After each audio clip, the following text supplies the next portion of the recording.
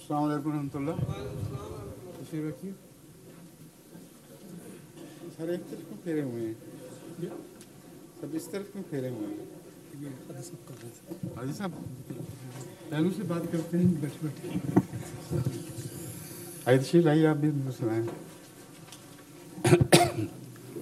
अस्सलाम वालेकुम रहमतुल्लाह। इफ्तिखार अयाज साहब कहाँ गए? तो जी प्रिलिमिनरी सब पूरी हो गई, अब यही फंक्शन एक रह गया। फिर कौन है आप? लालिम साहब जी शुरू करें कार्रवाई। अस्सलाम वालेकुम हुजूर। हुजूर अल्लाह ताला के फ़ज़ल से आज की इस मजलिस में 56 मेहमान तशरीफ़ लाए हैं। इनमें 14 ख़वातीन शामिल हैं जिनमें जो नुसरत हॉल में तशरीफ़ रखती हैं। हुजूर से इन सब के लिए दुआ की दरख्वास्त है। हुजूर पहला सवाल मेहदी हसन साहब जो स्ट्रैथम से यहाँ तशरीफ़ लाए हैं वो उनका है। वो ख़ुद यहाँ नहीं आना चाहते कि अल्लाह ताला की वहदानियत और इसके वजूद का सबसे बड़ा सबूत क्या है? सबसे बड़ा सबूत तो अम्बिया ही हैं, उनसे बड़ा सबूत और कोई तसव्वुर में नहीं आ सकता। वैसे तो हर इंसान खुद भी एक सबूत है। अगर अपने नफ्स पे गौर करे और देखे कि मैं क्या हूँ, किस गरज से आया और कौन हूँ, मेरी अना क्या चीज़ है, मुझे सोचने की ताकत क्यों नसीब हुई, जबकि केमिस्ट्री और फिज़िक्स में कोई कानून नहीं है जो सोचने की ताकत पैदा कर सके। ये सीधी सादी चंद बातें अगर इंसान अपने वजूद पर इतलाक़ करके देखे तो वो ज़ाती सबूत उसकी ज़ात के लिए उसकी ज़ात में से मुहैया हो सकता है। मगर जब आप सबसे बड़ा सबूत कहते हैं तो मुराद ये है जो सब दुनिया के सामने अला रग़म पेश किया जा सके, मुखालफत के बावजूद उनके मुकाबले पर रखा जा सके। वो सबूत सबसे बड़ा अम्बिया का वजूद है। उसके बहुत से पहलू हैं। अगर सारा मज़मून बयान किया जाए तो फिर एक ही सवाल इस पर लग जाएगा, मगर चंद अहम निकात मैं आपके सामने रखता हूँ ताकि इसे महज दावा न समझा जाए बल्कि एक हकीकत के तौर पर पेश करने वाला गैरों के सामने पेश कर सके। जितने मारूफ अम्बिया हैं जिनकी तारीख़ महफूज है, उनके दावे से पहले की ज़िंदगी में एक भी झूठ साबित नहीं और एक भी झूठ का इल्ज़ाम साबित नहीं। उनके दावे से पहले की ज़िंदगी में बचपन से लेकर दावे तक जो अक्सर जवानी भरपूर जवानी गुज़रने के बाद होता है, कोई एक भी दाग उनकी इस्मत पर, उनकी पाकीज़गी पर गैरों ने भी नहीं लगाया। तमाम अम्बिया अपनी पहले की ज़िंदगी में वो वजूद थे जिन पर नज़रें उठ रही थीं। कभी उन्होंने इंसान पर भी झूठ नहीं बोला, कभी कोई हिर्स नहीं की, कभी दौलतें जमा नहीं की, कभी सरदारी की कोशिश तक नहीं की, सरदारी के मुकाबलों में आए ही नहीं। अचानक जब ये कहते हैं कि हमें खुदा का पैगाम मिला है और वो ये है, तो ये सबसे बड़े ताज्जुब की बात है कि नफ्सियाती लिहाज से ये मुमकिन कैसे है कि एक शख्स जो लोगों के मामले में, इंसानों के मामले में अमीन हो, बग़ैर नफसानी ख्वाहिश के रहा हो, उसकी कोई बड़ाई की आरज़ू साबित ना हो, वो अचानक खुदा की तरफ झूठ मंसूब करना शुरू कर दे।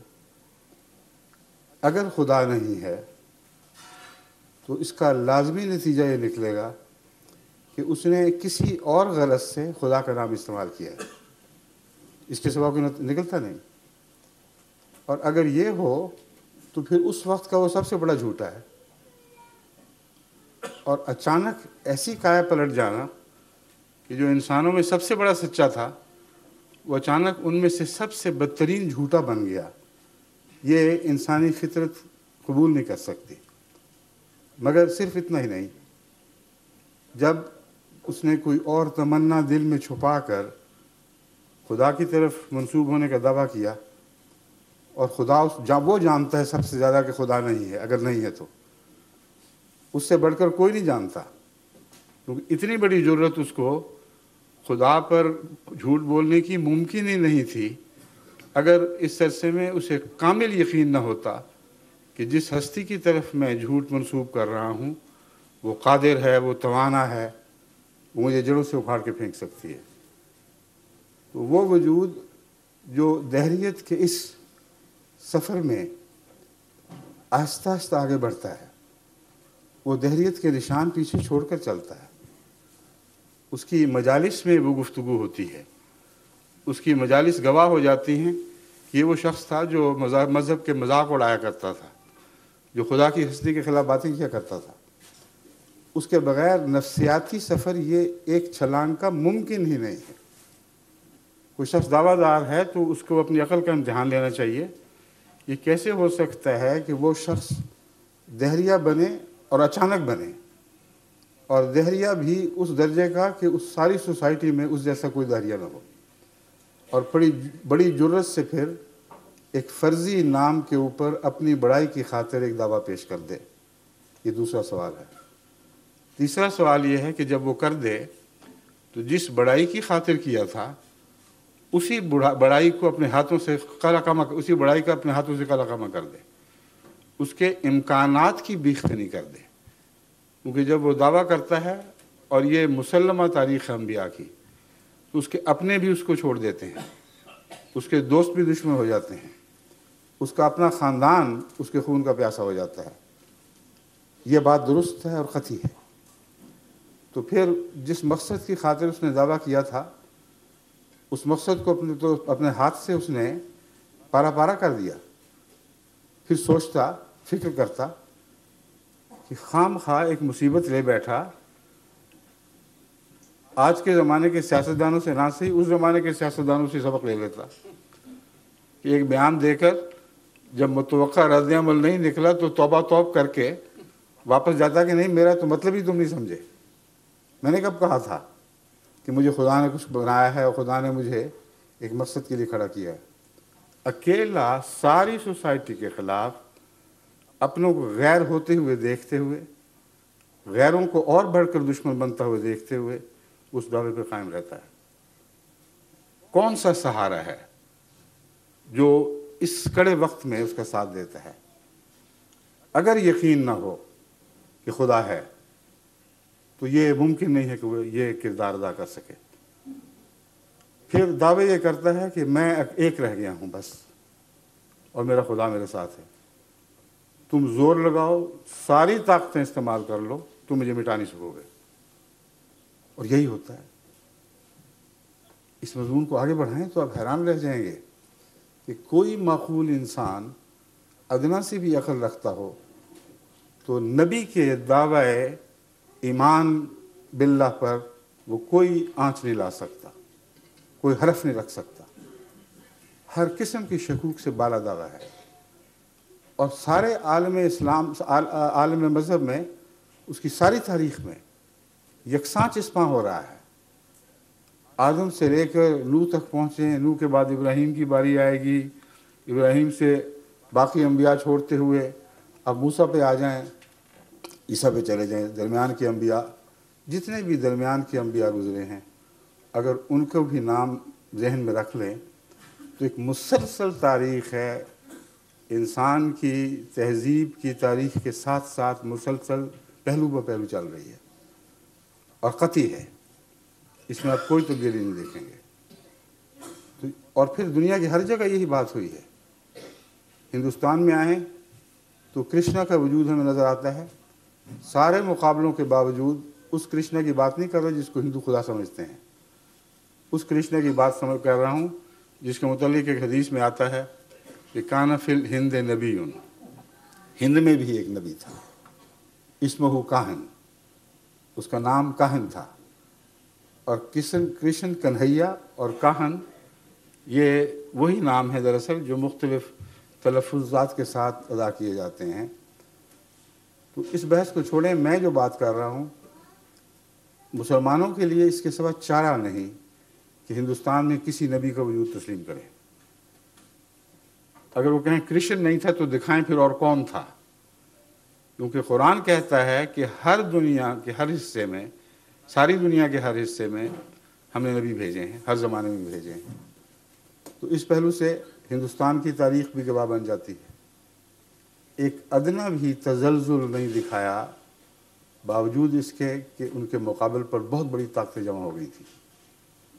پھر حضرت زرتشت کی تاریخ لیں، پھر حضرت کنفیوشس کی تاریخ لیں، دنیا میں جتنی بڑی بڑی قومیں مذہب کے نام پر قائم ہوئیں اور آج تک زندہ ہیں اور مضبوطی سے دنیا میں مستحکم ہو چکی ہیں، ان سب کی ایک ہی تاریخ ہے جو دہرائی جا رہی ہے۔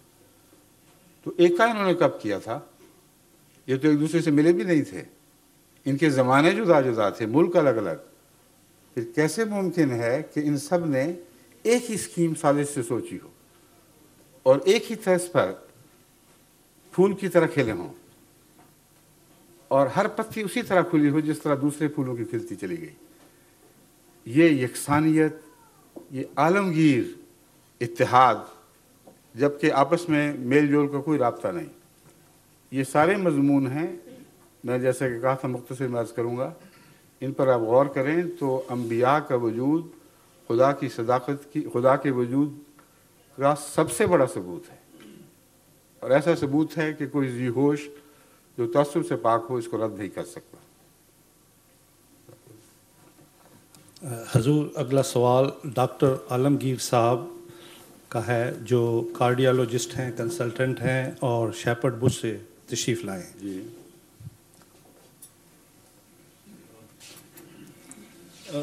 کیا حال ہے ڈاکٹر صاحب، خیریت سے ہیں؟ جی بالکل ٹھیک ٹھاک۔ کارڈیالوجسٹ ہیں آپ ماشاء اللہ؟ جی میں کارڈیالوجسٹ ہوں۔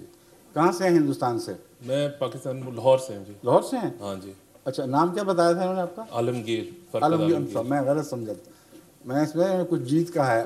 نہیں، عالمگیر۔ پاکستان سے تشریف لائے ہیں ڈاکٹر عالمگیر صاحب۔ جی جی میں یہیں پر کام کرتا ہوں۔ جی ٹھیک ہے۔ میرے سے صرف ایک کوئری ہے، وہ یہ کہ آج کل مطلب کئی اس طرح سیکٹس ہیں جس میں لوگ اپنے آپ کو ڈکلیئر کرتے ہیں ایز اے ہم سچے ہیں۔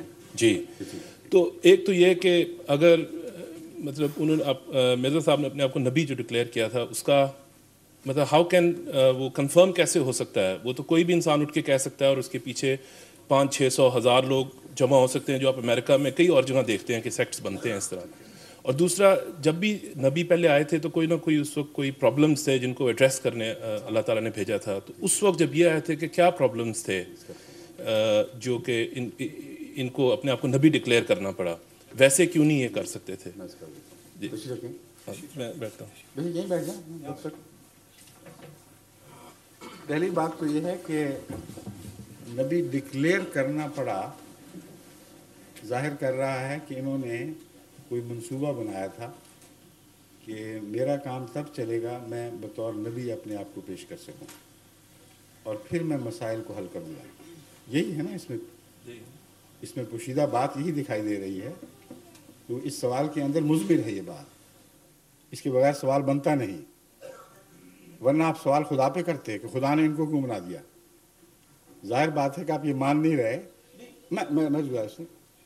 میں سمجھتا ہوں آپ کی بات، آپ کو حق ہے، جب تک آپ کو ثبوت مہیا نہ ہو آپ کیسے مانیں گے؟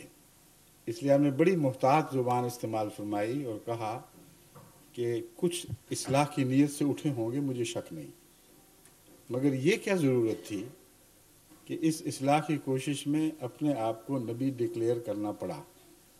نمبر ایک بات۔ نمبر دو، وہ اصلاح کی کوشش تھی کیا جس کے لیے آپ نے کوئی ارادہ باندھا تھا؟ یہ دو شاخیں ہیں آپ کے سوال کی، درست ہے؟ جی۔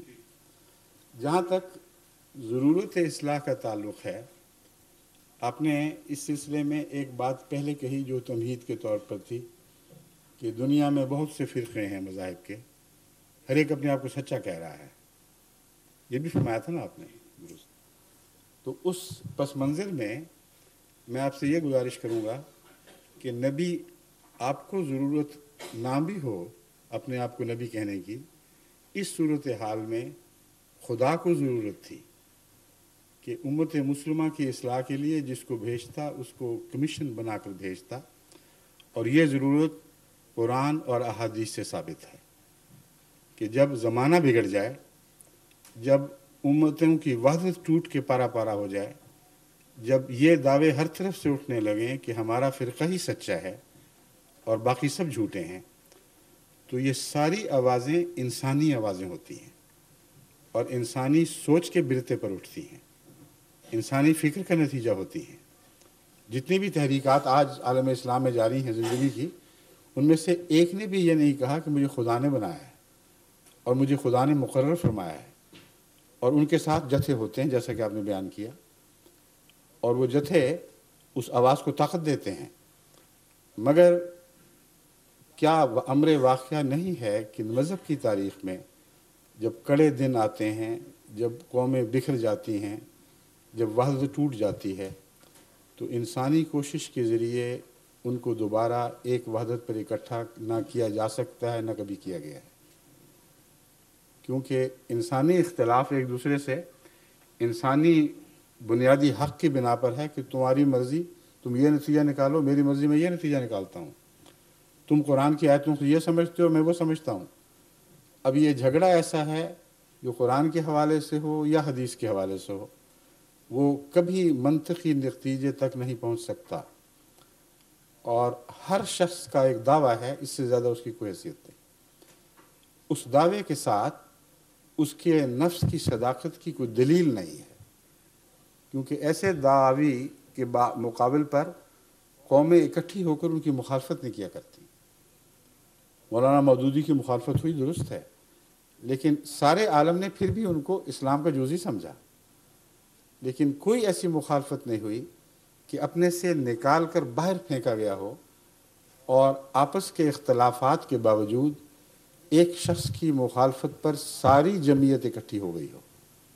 کبھی ایسا واقعہ نہیں ہوا، مذہب کی تاریخ میں کبھی ایسا نہیں ہوا، مگر جب خدا بھیجتا ہے تو یہ ہوتا ہے۔ بس یہ ضرورت تھی کہ چونکہ جب امتیں بگڑ جاتی ہیں تو اللہ تعالیٰ کی طرف سے بھیجے ہوئے کے بغیر امتوں کی اصلاح ممکن نہیں ہوتی، اور بھیجنے والے کی صداقت کے ثبوت میں یہ اول ثبوت ہوتا ہے، جیسا کہ میں پہلے عرض کر چکا ہوں کہ پہلے وہ لوگوں میں مرغوب ہوتا ہے، ہر دل عزیز ہوتا ہے، اور اس کے باوجود ایک رات ایسا دعویٰ کر بیٹھتا ہے کہ اپنے بھی ساتھ چھوڑ دیتے ہیں اور شدید مخالفت کا سامنا کرنا پڑتا ہے۔ یہ اس کی صداقت کی پہچان کے لیے ضروری ہے، ورنہ یہ مطلب نہیں کہ اللہ اپنے پیاروں کو بے وجہ دکھوں میں سے گزارتا ہے۔ اس کی سچائی کے امتحان کے بغیر اس کے ارد گرد مضبوط ایمان لانے والوں کی جماعت اکٹھی ہو نہیں سکتی۔ اب جتنی دوسری موومنٹس ہیں جس میں انسان نے خدا کا نام نہیں لیا، یہ کہا ہے کہ میں یہ سمجھتا ہوں قرآن اور حدیث کے مطالعے سے کہ خدا یہ کہتا ہوگا، اس سے آگے نہیں بڑھے۔ کسی نے یہ نہیں کہا کہ اللہ نے ہمیں خود مقرر فرمایا، ہدایت دی کہ یہ کہو، اور اس آیت کا یہ مضمون ہے، اس آیت کا یہ مطلب ہے۔ کسی ایک نے بھی یہ دعویٰ نہیں کیا، اس لیے ان کے ساتھ وہ مخالفت بھی نہیں ہوئی، اس لیے نہ ان کی سچائی کا امتحان ہوا، نہ ان کے ماننے والوں کی سچائی کا امتحان ہوا۔ مگر جب خدا کسی کو کھڑا کرتا ہے تو دوہرا فائدہ یہ ہے کہ نبی کی صداقت کا امتحان بھی اس کی اپنے ثبات قدم سے، بے نفسی سے، سب کچھ ہاتھ سے جاتا دیکھنے کے باوجود اپنے دعوے پر استقلال سے قیام کے نتیجے میں ظاہر ہو جاتا ہے، اور اگلا ثبوت لاکھوں کی صورت اختیار کر جاتا ہے۔ ہر شخص جو اس جماعت میں آتا ہے وہ آگ سے گزر کے آتا ہے، وہ پھولوں کی سیج پر چل کے نہیں آتا۔ اس کو گالیاں دی جاتی ہیں، اس کے خلاف مخالفتوں کی آگیں بڑھکائی جاتی ہیں، اس کی جائیدادیں چھین لی جاتی ہیں، بسا اوقات ماں باپ اس کو اپنے حق کے وراثت سے محروم کر دیتے ہیں۔ اس کا مطلب یہ ہے کہ صرف ایک گواہی، ایک سچا نہیں رہا، اور بہت سے ایسے وجود اس کے ارد گرد کھڑے ہو جاتے ہیں جن میں سے ہر ایک کا کردار اس کی سچائی کی نشانی ہے۔ اگر اس نے یقین نہ کیا ہوتا، اگر اس کو کامل اعتماد نہ ہوتا کہ اس شخص میں کچھ سچائی کی علامتیں ہیں، تو وہ اپنی دنیا داؤ پہ نہ لگا دیتا محض اس خیال سے کہ شاید سچا ہو۔ کامل یقین کے بغیر انسان اپنی دنیا کو اپنے ہاتھوں سے لوٹا نہیں سکتا۔ اس وعدے پر کہ جنت میں جاؤں گا، اس وعدے پر بھی اگر ہو، اول تو جنت کا خیال ہی درپیش نہیں ہوتا ایسی صورتوں میں۔ جنت ہو یا نہ ہو، جنہوں نے حضرت اقدس محمد مصطفیٰ صلی اللہ علیہ وسلم کا ساتھ دیا ہے، وہ جنت کے دعوے کے مطابق جنت کے وعدے سے نہیں دیا، بلکہ آپ کی صداقت کو پہچان کر دیا ہے۔ پھر ان کے لیے ممکن نہیں تھا کہ آپ کا دامن چھوڑ دیتے۔ بس ایک سچے نے ارد گرد سچے پیدا کیے، ایک سچے کی مخالفت نے مخالفت حاصل کرنے والے یا مخالفت کا نشانہ بنائے جانے والے اور سچے پیدا کیے جو ثبات قدم کے ساتھ قائم رہے۔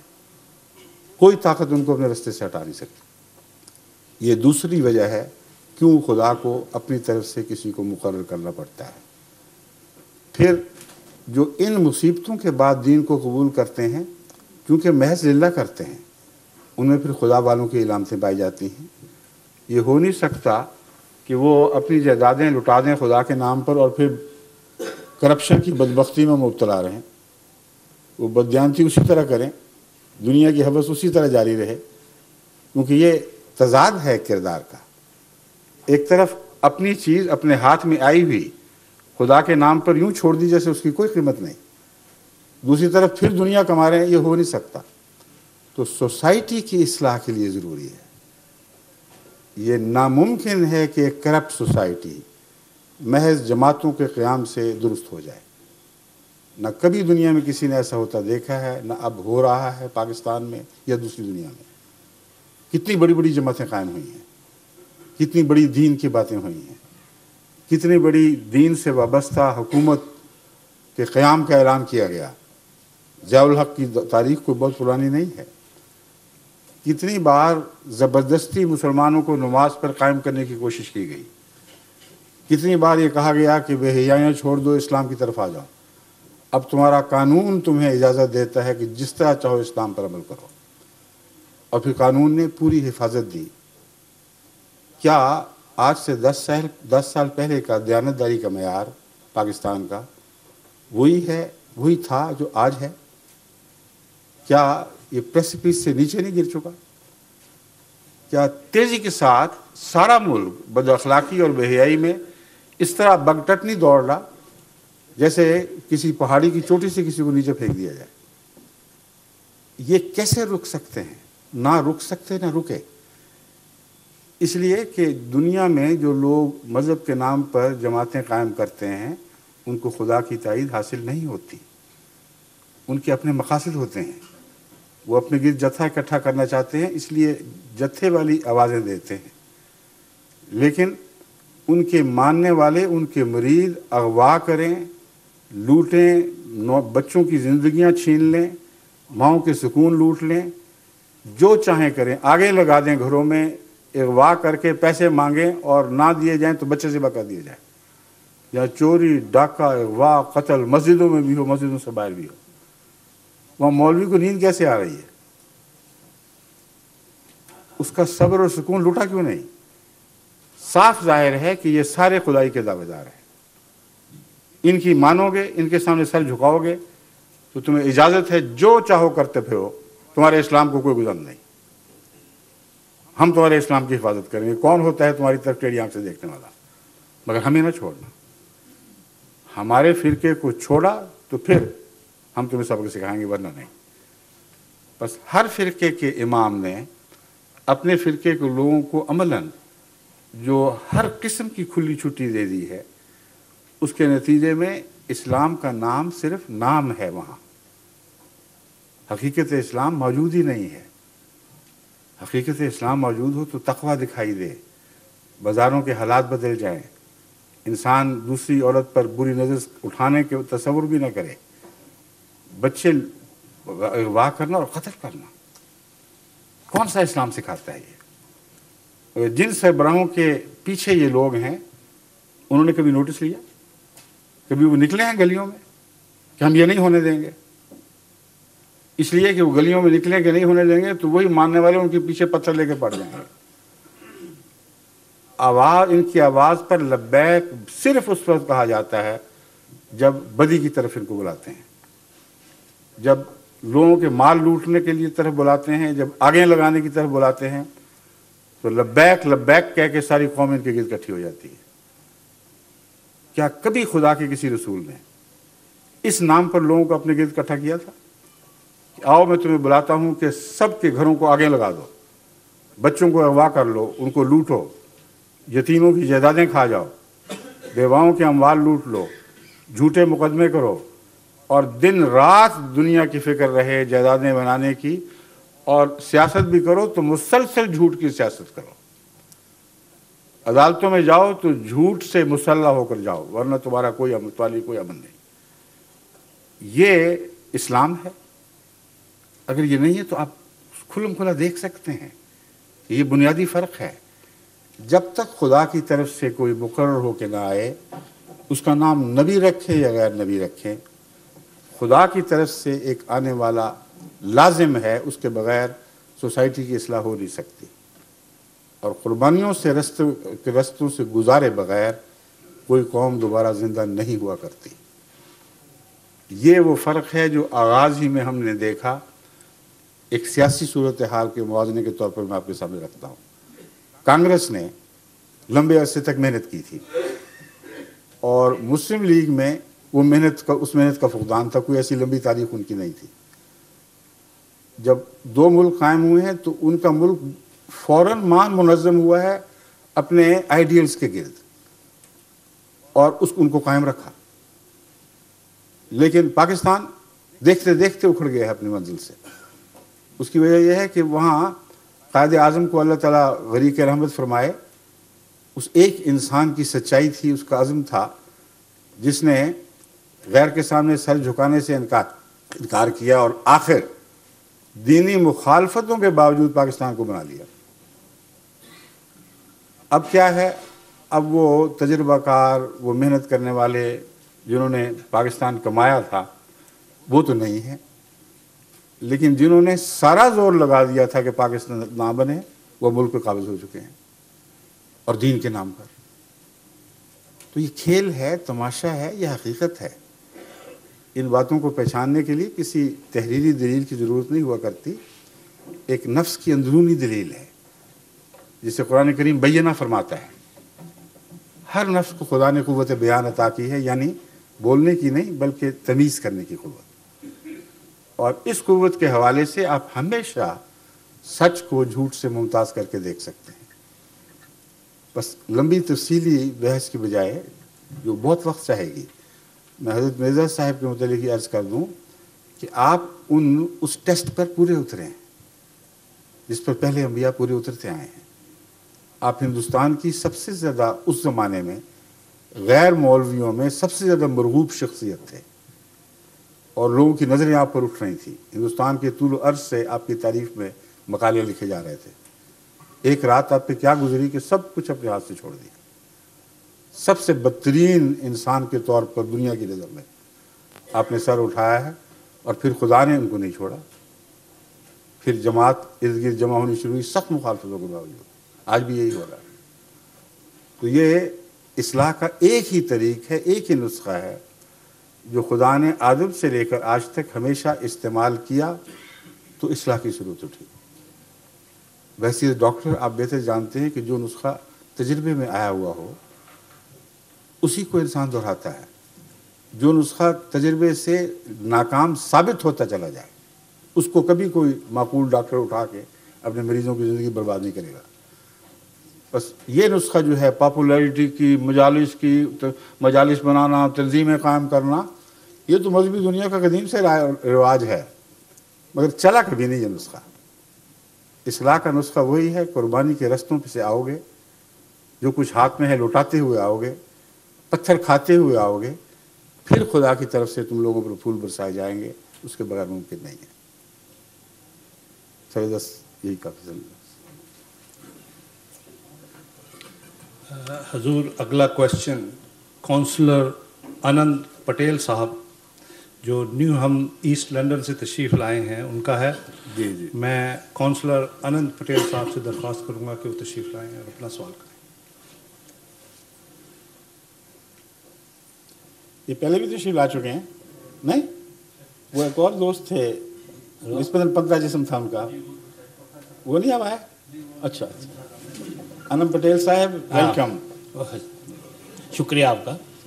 حضور میں یہ سوال جاننا چاہتا ہوں آپ سے آپ کی جماعت کے بہت سے لوگ ہمارے بورو میں رہتے ہیں اور میں نے سنا ہے کہ انہیں بہت سے تکلیف اٹھا کر یہاں آپ آئے ہیں، پھر بھی ان سے زیادہ ہمیں معلومات نہیں ملتی ہے۔ تو میں یہ جاننا چاہتا ہوں یہ کیا وجہ ہے کہ آپ نے جو ظلم و ستم سہتے ہوئے بھی آج تک کوئی آواز بلند نہیں کی؟ یہ بہت اہم سوال ہے، تشریف رکھیں، میں عرض کرتا ہوں۔ آپ بہار کے ہیں؟ ادھر تشریف۔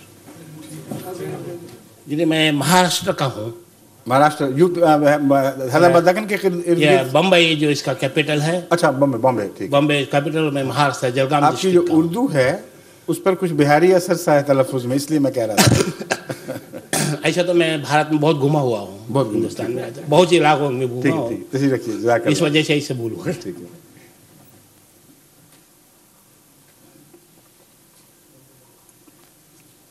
آپ کے سوال کے اندر ہماری سچائی کی ایک علامت چھپی ہوئی ہے جو میں دکھانا چاہتا ہوں آپ کو۔ ہمیں خدا کے نام پر سختیاں جھیلنے میں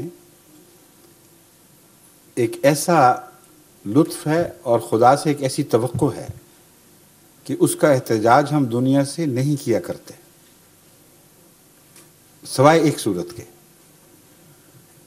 اور میں اس بات کو خوب کھولنا چاہتا ہوں کہ یہ سوال ہو سکتا ہے بعض پاکستانیوں کے ذہن میں بھی ہو۔ ایک طرف تم کہتے ہو ہم خدا سے التجا کرتے ہیں، دوسری طرف تم ساری دنیا میں بتا رہے ہو کہ تم سے کیا ہو رہا ہے، تو یہ کیوں تضاد ہے؟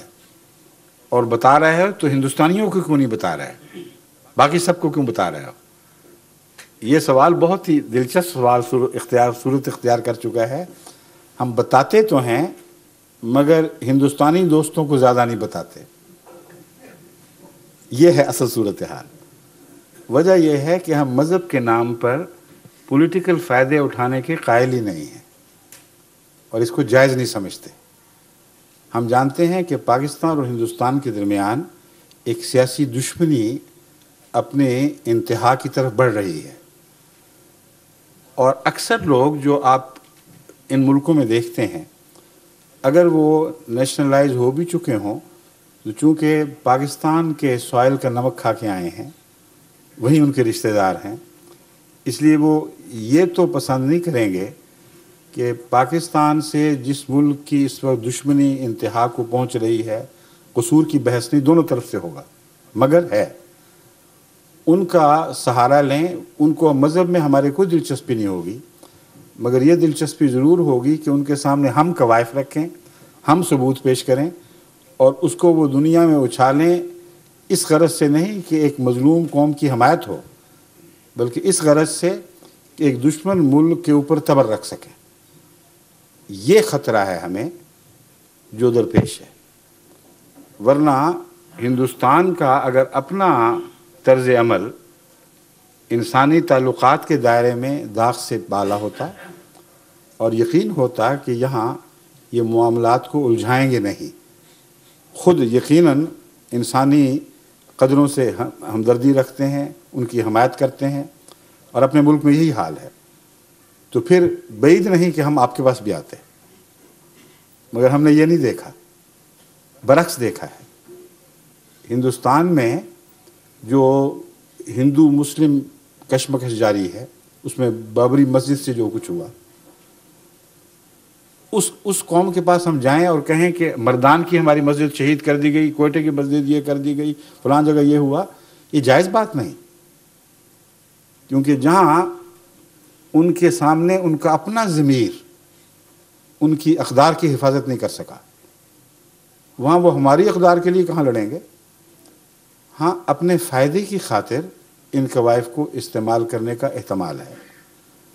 اس لیے میں پسند نہیں کرتا کہ احمدی ہندوستان کے کندھے پر بندوق رکھ کے اپنے مقاصد حاصل کرنے کی کوشش کریں، کیونکہ میں تو اپنے خطبے میں جب پاکستان کو ظلموں پہ کرٹیسائز کرتا ہوں تو ہندوستان کو بھی کرتا ہوں، اور کبھی میں نے دبی ہوئی بات نہیں کی۔ امریکہ کو بھی کرتا ہوں، انگلستان ملوث ہو تو اس کو بھی کرتا ہوں، کبھی پرواہ نہیں کی کہ جس حکومت کے سائے میں بیٹھا ہوں ان کے سامنے حق بولنے میں میرا نقصان ہو جائے گا۔ تو یہ بین الاقوامی سچائی کی حفاظت کے لیے ضروری ہے۔ کہ اقتصادی یا سیاسی اغراض کی خاطر اپنے مذہبی معاملات کو دنیا کے سامنے نہ ڈالیں. کہاں جہاں ضروری ہے وہاں بات کریں، اور وہ ضروری کیوں ہو جاتا ہے وہ میں عرض کرتا ہوں. ہماری تاریخ میں ہم پر ظلم پہلی بار تو نہیں ہوا. جب حضرت مسیح موعود علیہ السلام نے اعلان فرمایا، دعویٰ قادیان سے دعویٰ کیا ہے، تو ساری تاریخ گواہ ہے مسلسل اس وقت سے جہاں جہاں احمدیت نے سر اٹھایا ہے، جہاں جہاں احمدیت کا بیج بویا گیا ہے، وہاں اس کو پامال کرنے کے لیے ہر کوشش کی گئی ہے. ساری تاریخ میں کبھی آپ یہ نہیں دیکھیں کہ جماعت احمدیہ نے دنیا کے سامنے یہ معاملے اٹھائے ہوں. اس کی وجہ یہ ہے کہ پہلے یہ ایک ایسا مضمون تھا جس کا انفرادی کوششوں سے تعلق تھا، حکومتیں ملوث نہیں تھیں. پہلی بار جو باقاعدہ حکومت ملوث ہوئی ہے وہ پاکستان کی حکومت ہے، اور ملوث اس طرح نہیں ہوئی کہ اپنے تعصب کا اظہار کیا ہے، جیسے تو افغانستان بھی ملوث تھا. قانون سازی کے ذریعے احمدیوں سے ان کے تمام بنیادی حقوق چھیننے کی کارروائی میں پاکستان تنہا ہے اور ممتاز ہے. کسی عرب ملک نے بھی یہ بات نہیں کی. اس لیے ہم عرب ممالک میں بالکل زیادہ جاتیاں ہو جاتی ہیں، کچھ لوگ قید ہو جاتے ہیں، ہم جانتے ہیں ہوتا ہے، مذہب کی خاطر قربانی دینی پڑتی. اور جب پاکستان میں حکومت یہ کرتی ہے تو ہمیں دنیا کو بتانا پڑے گا کہ یہ دو کشتیوں میں پاؤں رکھ کر چلنے والا ملک ہے. تمہاری طرف آتا ہے، یونائٹڈ نیشنز میں اپنے حقوق مانگتا ہے، دنیا کی دوسری عالمی برادری کی تنظیموں میں جاتا ہے اور کہتا ہے ہم ان سب اقدار کے علمبردار ہیں جن پر ہم نے دستخط کیے ہوئے ہیں. اور عملاً یہ سلوک ہے. ڈیموکریسی کے دعوے کرتا ہے، اور ڈیموکریسی کے نام پر انسان کو اپنے ملک کے باشندوں کو ان کے بنیادی انسانی حقوق سے محروم کر رہا ہے. بس ہمارا احتجاج محض مذہبی دشمنی کے نتیجے میں ہونے والے مظالم کے متعلق نہیں ہے. ہمارا جو احتجاج ہے وہ اس دوگلے پن کے خلاف ہے، اور کھل کر یہ بات دنیا کے سامنے آنی چاہیے کہ اس ملک سے جب تم معاملات کرتے ہو تو معلوم ہونا چاہیے کہ ان کا یہ کردار ہے. ان کو دباؤ ڈالیں، ان پہ زور دیں تاکہ بنیادی انسانی حقوق پھر بحال ہو جائیں. پھر بھی چلتا رہے گا. ہم نے کب امریکہ کے سامنے جا کے کہا ہے کہ فلاں آدمی بیچارے کوئی پکڑا گیا، یہ کیا گیا، وہ کیا گیا، ان کی حمایت کرو؟ میں تو اصولاً اس بات کے خلاف، میں تو ایک اصولی جنگ کا قائل ہوں. اور جب تک پاکستان میں یہ لیجسلیشن قائم ہے جس نے ڈیموکریسی کو پامال کرتے ہوئے مذہب کے معاملے میں اس وقت دخل دیا جبکہ ڈیموکریسی مذہب کے نام پر دخل دینے کی اجازت ہی نہیں دیتی، کہیں اس کا تصور موجود نہیں. جب تک اس حال پر قائم ہے یہ احتجاج ہم دنیا کے سامنے کرتے رہیں گے، اور یہ ہمارا فریضہ ہے اور ہمارا حق ہے. سمجھ گئے؟ شکریہ.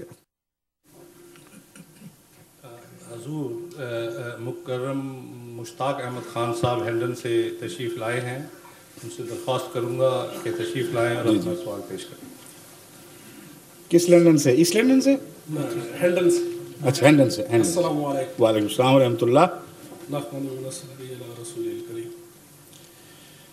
محترم، سورہ احزاب کے آیت نمبر 40 میں رسول اللہ ختم النبیین کا واضح حکم موجود ہے، اور یہ کہ محمد تمہارے مردوں میں سے کسی کو باپ نہیں، ٹھیک ہے، لیکن اللہ کے رسول اور آخر نبی ہے. ٹھیک ہے.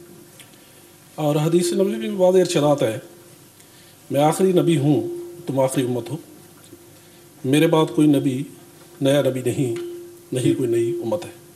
درست ہے. سوال یہ ہے مندرجہ بالا حوالہ جات کے پیش نظر مرزا صاحب غلام احمد صاحب کا دعویٰ کہ وہ نبی اور رسول ہے جس کے متعلق وعدہ کیا گیا ہے، موصوف کا یہ دعویٰ واضح احکامات کی پیش نظر کس طرح درست مانا جا سکتا ہے؟ جزاک اللہ. تشریف رکھیں. بہت اچھا کہ آپ نے یہ بنیادی سوال اٹھا دیا جس کا میں ہمیشہ جواب دیتا ہوں، لیکن آپ کو غالباً پہلے اس سے موقع نہیں ملا. اب میں آپ کو سمجھاتا ہوں بات. اس سوال کے ساتھ ایک اور سوال بھی اٹھنا چاہیے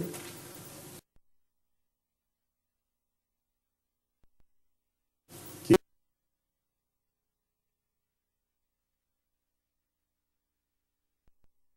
قرآن کریم میں کوئی تضاد نہیں ہے، درست؟ اور وہ فرمان نبوی جو حقیقت میں سچے ہوں اور بناوٹی نہ ہوں، لوگوں نے بعد میں حدیثیں گھڑ بھی لی، جو واقعتاً حضرت صلی اللہ علیہ وآلہ وسلم کے ارشادات ہوں، ان میں کوئی تضاد ممکن نہیں ہے، درست؟ ٹھیک۔ اب ایک آیت آپ نے پیش فرمائی ہے خاتم النبیین والی، اس آیت کو دوسری ایسی آیات سے الگ جن کا اس مضمون سے تعلق ہو، اس طرح دیکھنا کہ اس آیت کو ایک طرف رکھ دینا اور صرف ایک ہی کو پکڑ بیٹھنا، یہ قرآن کریم سے انصاف نہیں ہے، زیادتی ہے۔ نبوت کا مضمون ہے، مگر اس سے پہلے کہ میں وہ دوسری آیات آپ کے سامنے رکھوں، پہلے ہم اس کا ایک ترجمہ کرتے ہیں اور کوشش کریں گے کہ اتفاق ہو جائے، درست؟ آیت یہ ہے، اعوذ باللہ من الشیطان الرجیم، بسم اللہ الرحمن الرحیم، ما کان محمد ابا احد منکم ابا احد من رجالکم ما کان محمد ابا احد من رجالکم ولکن رسول اللہ و خاتم النبیین، درست؟ محمد صلی اللہ علیہ وآلہ وسلم تم جیسے مردوں کے، میں تم جیسے کا ترجمہ جان کے اس آیت کے مضمون کی طرف روشنی ڈالنے کے لیے کہہ رہا ہوں۔ رجالکم کا مطلب یہی ہوا نا کہ تمہارے جیسے مردوں کے باپ نہیں ہیں، ولیکن رسول اللہ ہے، مگر اللہ کے رسول ہیں۔ پہلا سوال یہ اٹھنا چاہیے کہ کیا رسالت اور باپ ہونا دو متضاد باتیں ہیں؟ اگر متضاد باتیں نہیں ہیں تو لیکن کا کیا مطلب ہوا؟ اگر یہ مضمون ہو کہ رسولوں کے تو لڑکے ہوتے ہی نہیں، رسول تو مردوں کے باپ نہیں ہوا کرتے، تو تم کیا سوال کر رہے ہو؟ درست کہ محمد رسول اللہ تم جیسے مردوں کے باپ نہیں، لیکن وجہ یہ ہے کہ رسول اللہ ہے، یہ تو بات نہ بنی۔ اس کے علاوہ ایک اور بات بھی کر دی، ولیکن رسول اللہ و خاتم النبیین، یعنی مردوں کی نسل ختم کرنے والا ہی نہیں، رسولوں کی نسل بھی ختم کرنے والا ہے۔ اس سے نہ مردوں کی نسل جاری ہوگی نہ رسولوں کی نسل جاری ہوگی، یہ مطلب بنے گا۔ یہ مقام مدح کا مطلب ہے۔ کیا انسانی فطرت اس جواب کو قبول کر سکتی ہے؟ یہ ہر ایک کی فطرت اپنے پوچھنے والے کو جواب دے گی، مگر میری فطرت تو ہرگز ان معنوں میں اس کو قبول نہیں کر سکتی۔ اس لیے لازم ہے کہ لفظ خاتم کی چھان بین کی جائے، آنکھیں بند کر کے وہ معنی نہ منظور کیا جائے جو مولویوں نے آج امت پر ٹھونسنے کی کوشش کی ہے، اور اتنی بلند آواز سے ہر مسجد سے، ہر دفتر، ہر اخبار میں اتنا شور مچایا ہے کہ عامت الناس جن کو زیادہ عربی آتی کچھ نہیں، قرآن کا بھی مطالعہ ختم کے وقت سنتے ہوں گے کہ ہو رہا ہے، اس سے زیادہ پتہ نہیں اکثر۔ انہوں نے مولویوں سے سنا ختم ختم ختم ختم، اور مولویوں کو ختم کرتے بھی دیکھا ہے، کھانا ختم کرتے ہوئے۔ وہ کہتے ہیں ایسا رسول آیا گویا کہ جس نے سب نبیوں کو ختم کر دیا۔ کیا عربی محاورے میں اس معنی کی گنجائش ہے بھی کہ نہیں، یہ دیکھنا ضروری ہے۔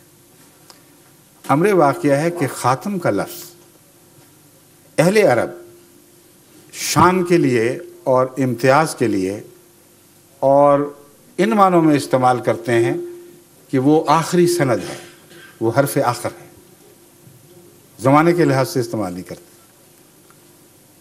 یہ لفظ باقیوں پر بھی استعمال ہوا اور اہل عرب، فصحائے عرب نے کیا۔ متنبی ایک شاعر ہے، مسلمان دور میں پیدا ہوا ہے جبکہ آیت خاتم النبیین کا مضمون خوب اس زمانے کے اہل علم اور اہل ادب کے سامنے تھا۔ اس کی کتاب پر لکھا ہوا دیوان پر خاتم الشعراء، خاتم النبیین کے مقابل پر خاتم الشعراء، اور حکمت کا بادشاہ ابو علی سینا کو کہا جاتا ہے، اور ان کی کتاب پر، ان کے دیوان پر، القانون جو ان کی کتاب ہے اس پہ لکھا ہوا ہے خاتم الاطباء اور خاتم الحکماء۔ ہر فضیلت کے لیے عربوں نے مختلف جگہوں پر لفظ خاتم کے ساتھ ایک فضیلت کو باندھا؟ کن معنوں میں باندھا؟ کیا ان معنوں میں کہ وہ شاعر جس کو متنبی کہتے ہیں، اب آئندہ اس کے مرنے کے بعد تم شاعری کا منہ نہیں دیکھو گے، آخری شاعر آ گیا ہے، اور لفظ آخر کو بھی ان معنوں میں باندھا ہے، فضیلت کے معنوں میں، اور اردو میں بھی مثال ہے۔ داغ نے کہا آخری شاعر جہان آباد کا خاموش۔ آپ کے داغ کے متعلق کہا ہے؟ حالی نے داغ کے متعلق کہا تھا آخری شاعر جہان آباد کا خاموش ہے۔ حالانکہ بڑے شاعر پیدا ہوئے جہان آباد، آج کل بھی ہر گلی میں ملتے ہوں گے۔ تو کیا معنی ہے آخری اور خاتم کے جب تعریف کے مقام پر ہوں؟ اس کا مطلب یہ ہوتا ہے یہ وہ شخص ہے جس نے اس مضمون میں جس کو اس کو خاتم کہا جا رہا ہے درجہ کمال حاصل کر لیا ہے، اس سے اوپر کوئی جا نہیں سکتا، سب کا سردار ہے۔ اور آئندہ اگر کوئی پیدا ہوگا تو تابع پیدا ہوگا، غلام پیدا ہوگا، ماتحت پیدا ہوگا، اس کا حرف اس کے حرف کے مقابل پر رکھا نہیں جا سکتا۔ یہ وہ سند ہے جس کے بعد ہر دوسری سند بے معنی ہو جائے گی۔ ایک یہ معنی ہیں خاتم کے جو عرب استعمال سے معروف ہیں، وہ معنی جو ہم پر مولوی ٹھونسنے کی کوشش کرتے ہیں وہ ان جگہوں میں کسی جگہ بھی خود لگا کے دکھا ہی نہیں سکتے، کیونکہ اگر وہ معنی کریں گے تو ساری فضیلتیں امت سے اٹھ جائے گی، نبوت نہیں جائے گی، ولایت بھی جائے گی، کیونکہ باقی باتیں تو عام عربوں نے کہیں۔ ایک ایسی بات ہے جو حضرت اقدس محمد رسول اللہ صلی اللہ علیہ وآلہ وسلم نے اسی لفظ خاتم کو استعمال کرتے ہوئے فرمائی۔ حضرت علی کے متعلق فرمایا انت خاتم الاولیاء وانا خاتم الانبیاء۔ ایک روایت میں ہے انت خاتم الاصفیاء وانا کما کا لفظ یہ کما انا خاتم الانبیاء۔ اے علی تو اسی طرح ولیوں کا خاتم ہے جیسے میں نبیوں کا خاتم ہوں، اور دوسری روایت میں پاک باز لوگوں کا خاتم ہے۔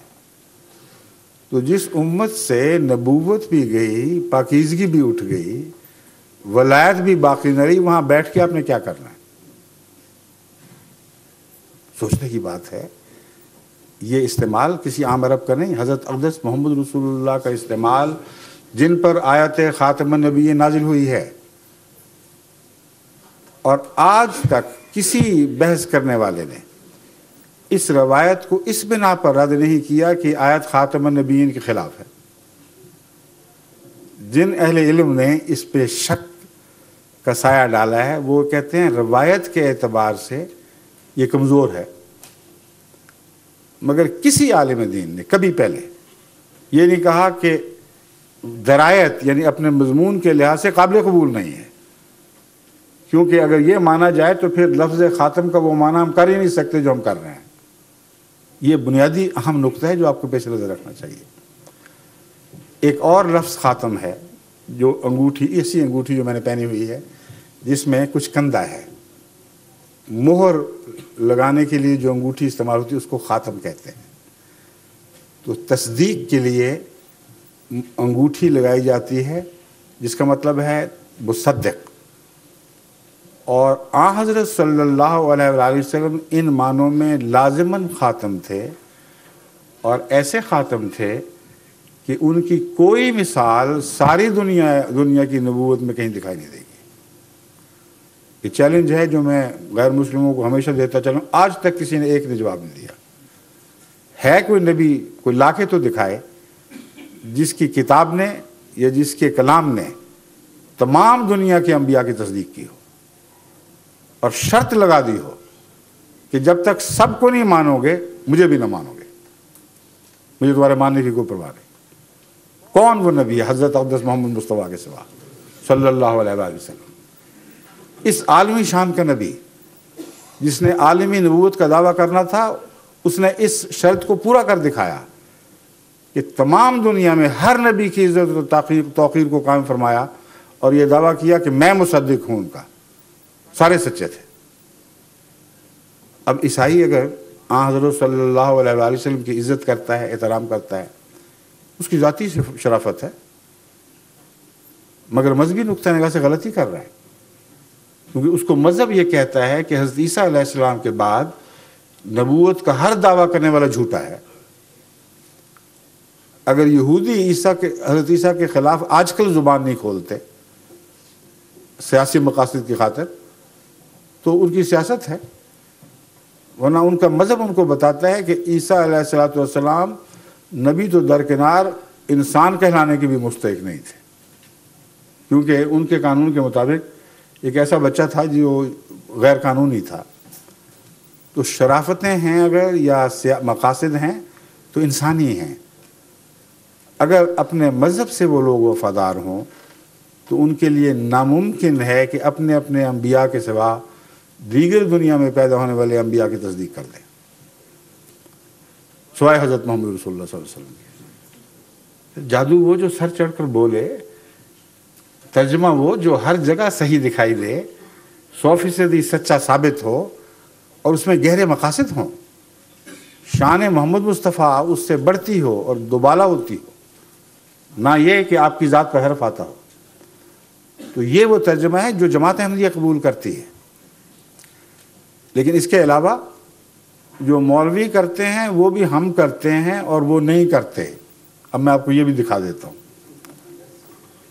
ماشاءاللہ آپ سب لوگ بڑے بڑے تعلیم یافتہ اور ذہین سوچ اور فکر رکھنے والے دو احباب ہیں جو تشریف لائے ہیں۔ اب مولوی کا کہتے ہیں یہ ترجمہ کرو کہ محمد مصطفیٰ صلی اللہ علیہ وآلہ وسلم وہ آخری نبی ہیں جن کے بعد دنیا کبھی کسی نبی کا منہ نہیں دیکھے گی، اور اگر کوئی کسی نبی کی آمد کا بھی قائل ہوا تو پاکستان کے قانون کے مطابق وہ دائرہ اسلام سے خارج ہے، اس کا اسلام سے کوئی تعلق نہیں۔ درست ہے؟ وہ یہ کہتے ہیں کہ خاتم کا مطلب ہے ختم کر دیا۔ وہ ختم کے حوالے سے آپ سب کو بتاتے ہیں کہ دیکھو ختم نہیں ہوتا، کھانا ختم کر دیا، قرآن ختم کر دیا، تو انہوں نے نبیوں کو ختم کر دیا، تو باقی کیا رہا بیج جو دوبارہ آ جائے گا؟ یہ دعویٰ ہے۔ اور عامت الناس سادہ لوگ بڑے نعرے مارتے ہیں، واہ واہ سبحان اللہ، ہمیں پتہ لگ گیا ختم ہوتا کیا ہے۔ جس نے نبوت کا بیج ختم کر دیا، ہر نبی کو مار دیا۔ ایک سانس سے یہ دعویٰ، اور دوسرے سانس میں آپ کو بتاتے ہیں عیسیٰ کو نہیں مارا، ابھی تک زندہ ہے، اور احمدیوں کو نہ بتا دینا۔ وہ زندہ آسمان پہ بیٹھا ہوا ہے، وہ محمد رسول اللہ کی حد سے آگے نکل چکا تھا۔ وہ نبی جو زمین پر تھے وہ مر گئے، لیکن وہ تو آپ نے نہیں مارے تھے، وہ تو ویسے ہی مر چکے تھے۔ ٹیسٹ کیس تو صرف ایک تھا اور وہ عیسیٰ تھا۔ اگر کوئی مولوی یہ کہے کہ محمد رسول اللہ کی حد سے نکل گیا، تو محمد رسول اللہ کی حد تو کائنات کی حد سے بھی بالا چلی گئی تھی۔ وہ حد جہاں فرشتوں کے پر جلتے تھے، اس مقام رفعت تک حضرت محمد رسول اللہ پہنچے۔ آتے جاتے ہوئے عیسیٰ کو بھی تو ہلاک کر آتے کہ چھٹی ہو اس مسئلے سے، میں ثابت ہو جاؤں کہ میں آخری نبی ہوں اور مجھ سے پہلے تمام نبی مر چکے ہیں۔ نہیں کیا۔ پھر اگلی بات آپ کو بتاتے ہیں کہ نبوت اس طرح ختم ہوئی کہ کبھی کوئی نبی نہیں آئے گا، لیکن عیسیٰ علیہ السلام آ جائیں گے اور وہ نبی بھی ہوں گے۔ اب اس سے پوچھے خدا کا خوف کرو، ابھی تو تم کہہ رہے تھے کوئی نبی کبھی آئے گا ہی نہیں۔ کہتے ہیں نہیں تم سمجھے نہیں، ہم پرانے نبی کی بات کر رہے ہیں۔ خاتم کا مطلب ہے نیا نبی نہیں آئے گا، پرانا آئے گا۔ اب یہ مطلب وہ نکال سکتے ہی نہیں، کیونکہ خاتم کا یہ ترجمہ کیا جس نے پہلے سب کو مار دیا، سب کا ختم کرنے والا۔ تو ختم ہوا یا جسمانی لحاظ سے یا فیض کے لحاظ سے، اور تیسرا ختم کیا ہوتا ہے؟ تو خود خاتم میں کھڑکی کھولی ہے۔ لفظ خاتم کو ایک مکمل مجسم دیوار کے طور پر تسلیم نہیں کیا، جس کی حد سے پار کوئی نبی نہیں جا سکتا۔ اس میں کھڑکی کھول دی، وہ جس طرح چور ڈاکو سند لگاتے ہیں، اس طرح اندر داخل ایک سند لگا دی اور دروازہ کھڑکی کھول دی کہ عیسیٰ علیہ السلام آئیں گے تو یہاں سے نکل کے آ جائیں گے چپ کر کے۔ ہم کہیں گے یہ تو پرانا نبی ہے، پہلا پرانا نبی تھا تو محمد رسول اللہ صلی اللہ علیہ وسلم خاتم کیسے ہو گئے؟ پھر اب جب ہم بات کہتے ہیں تو کہتے ہیں نہیں وہ پہلے پیدا ہوا تھا. تو قرآن کریم پھر یہ خاتم کی تعریف کر رہا ہے کہ ایسا نبی ہے جس کے ہوتے ہوئے پہلے تو جتنی دفعہ مرضی آ جائے جو پہلے پیدا ہوئے تھے کوئی فرق نہیں پڑتا. تو مطلب کیا تھا خاتم کا؟ پھر سوال یہ اٹھنا چاہیے، ہر معقول شخص کو یہ پوچھنا چاہیے کہ خاتم کا مقصد کیا ہے؟ کیا یہ مقصد ہے کہ نبوت کی ضرورت ہے اور پھر بھی خدا نے ختم کر دیا ہے، یا یہ مقصد ہے کہ نبوت کی ضرورت نہیں رہی؟ اگر یہ مقصد مانیں کہ خاتم النبیین حضرت محمد رسول اللہ صلی اللہ علیہ وآلہ وسلم کو بناتے ہوئے اللہ تعالیٰ یہ بات بھول گیا کہ نبی تو میں ختم کر رہا ہوں، ضرورت باقی ہے، اب میں کیا کروں؟